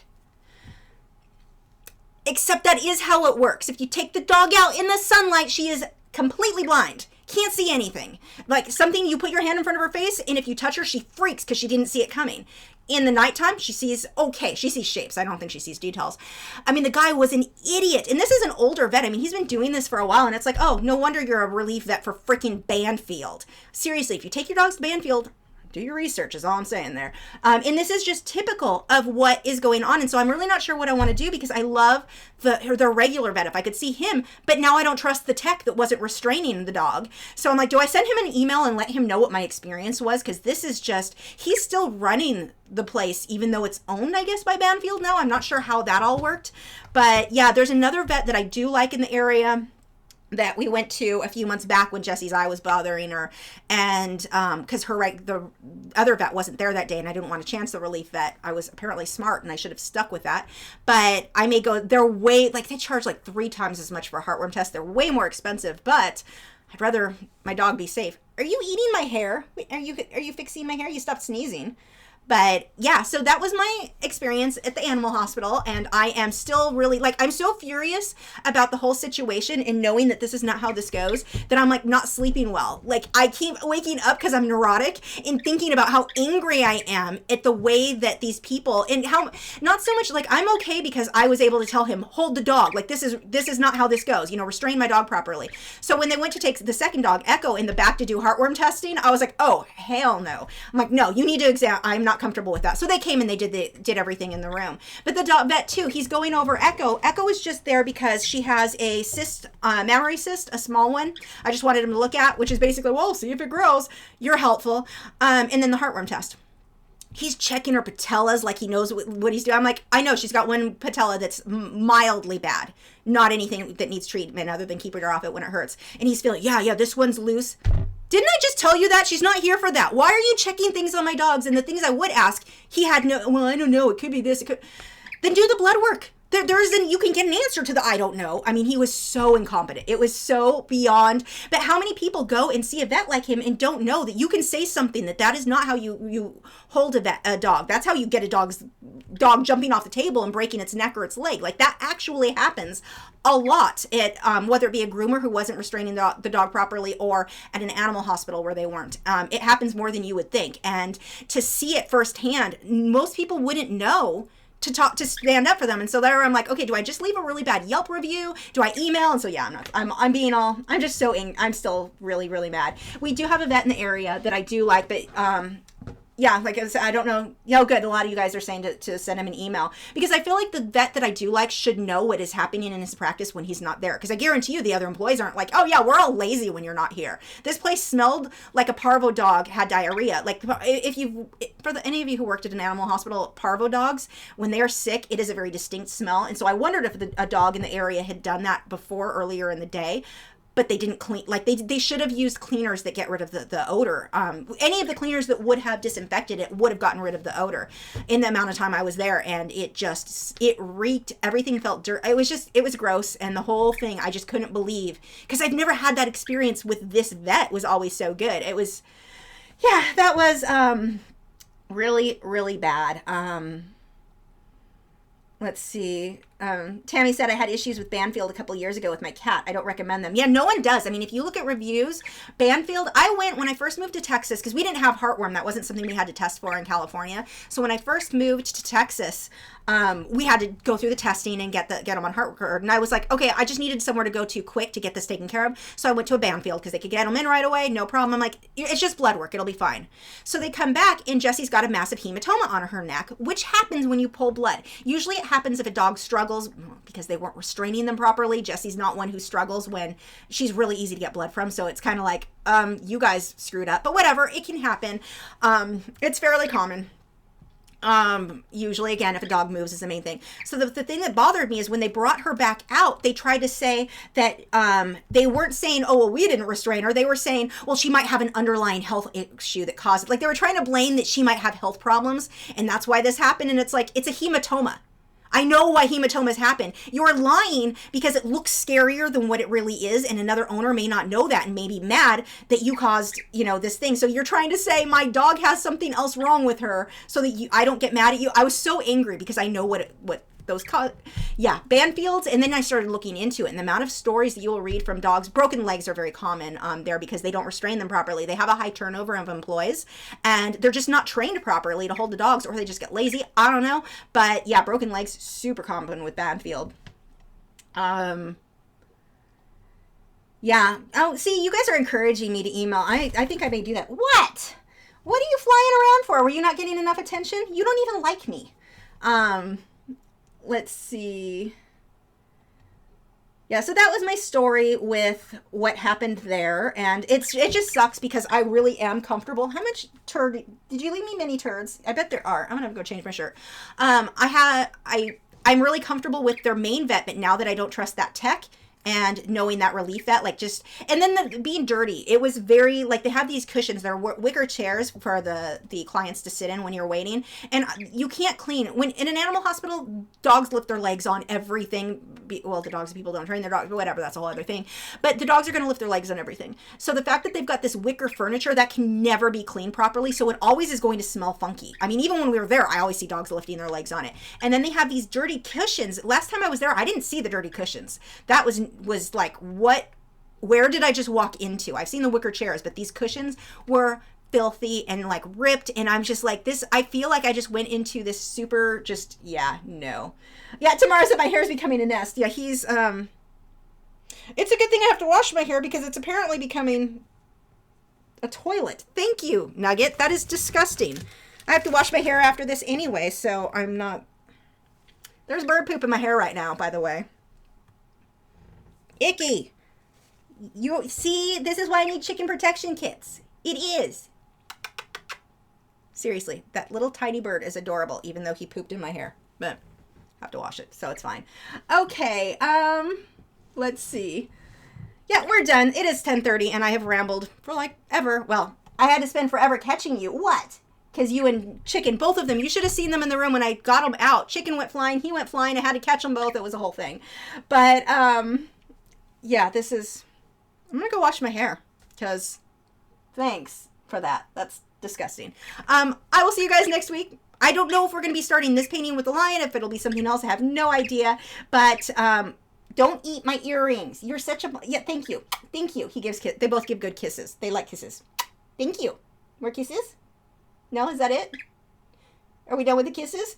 Chicken gives kisses too. He'll sit on my shoulder and they'll just keep like pecking the top of their beak with it to your mouth. It's so cute. But anyway, yeah, I don't know what next week will be, but I'll see you guys then. And thanks. Oh, I'm terrible. Make sure to check out the moderators channels. The links are below in the video description. They've got art channels here for Joseph, Valerie, and Don't Eat My Earrings, Nick. I'll see you guys next week. Where are the pages? I have too many pages open right now. This is a mess. Oh my gosh, don't eat my earrings. Stop. Rotten chicken. You are rotten.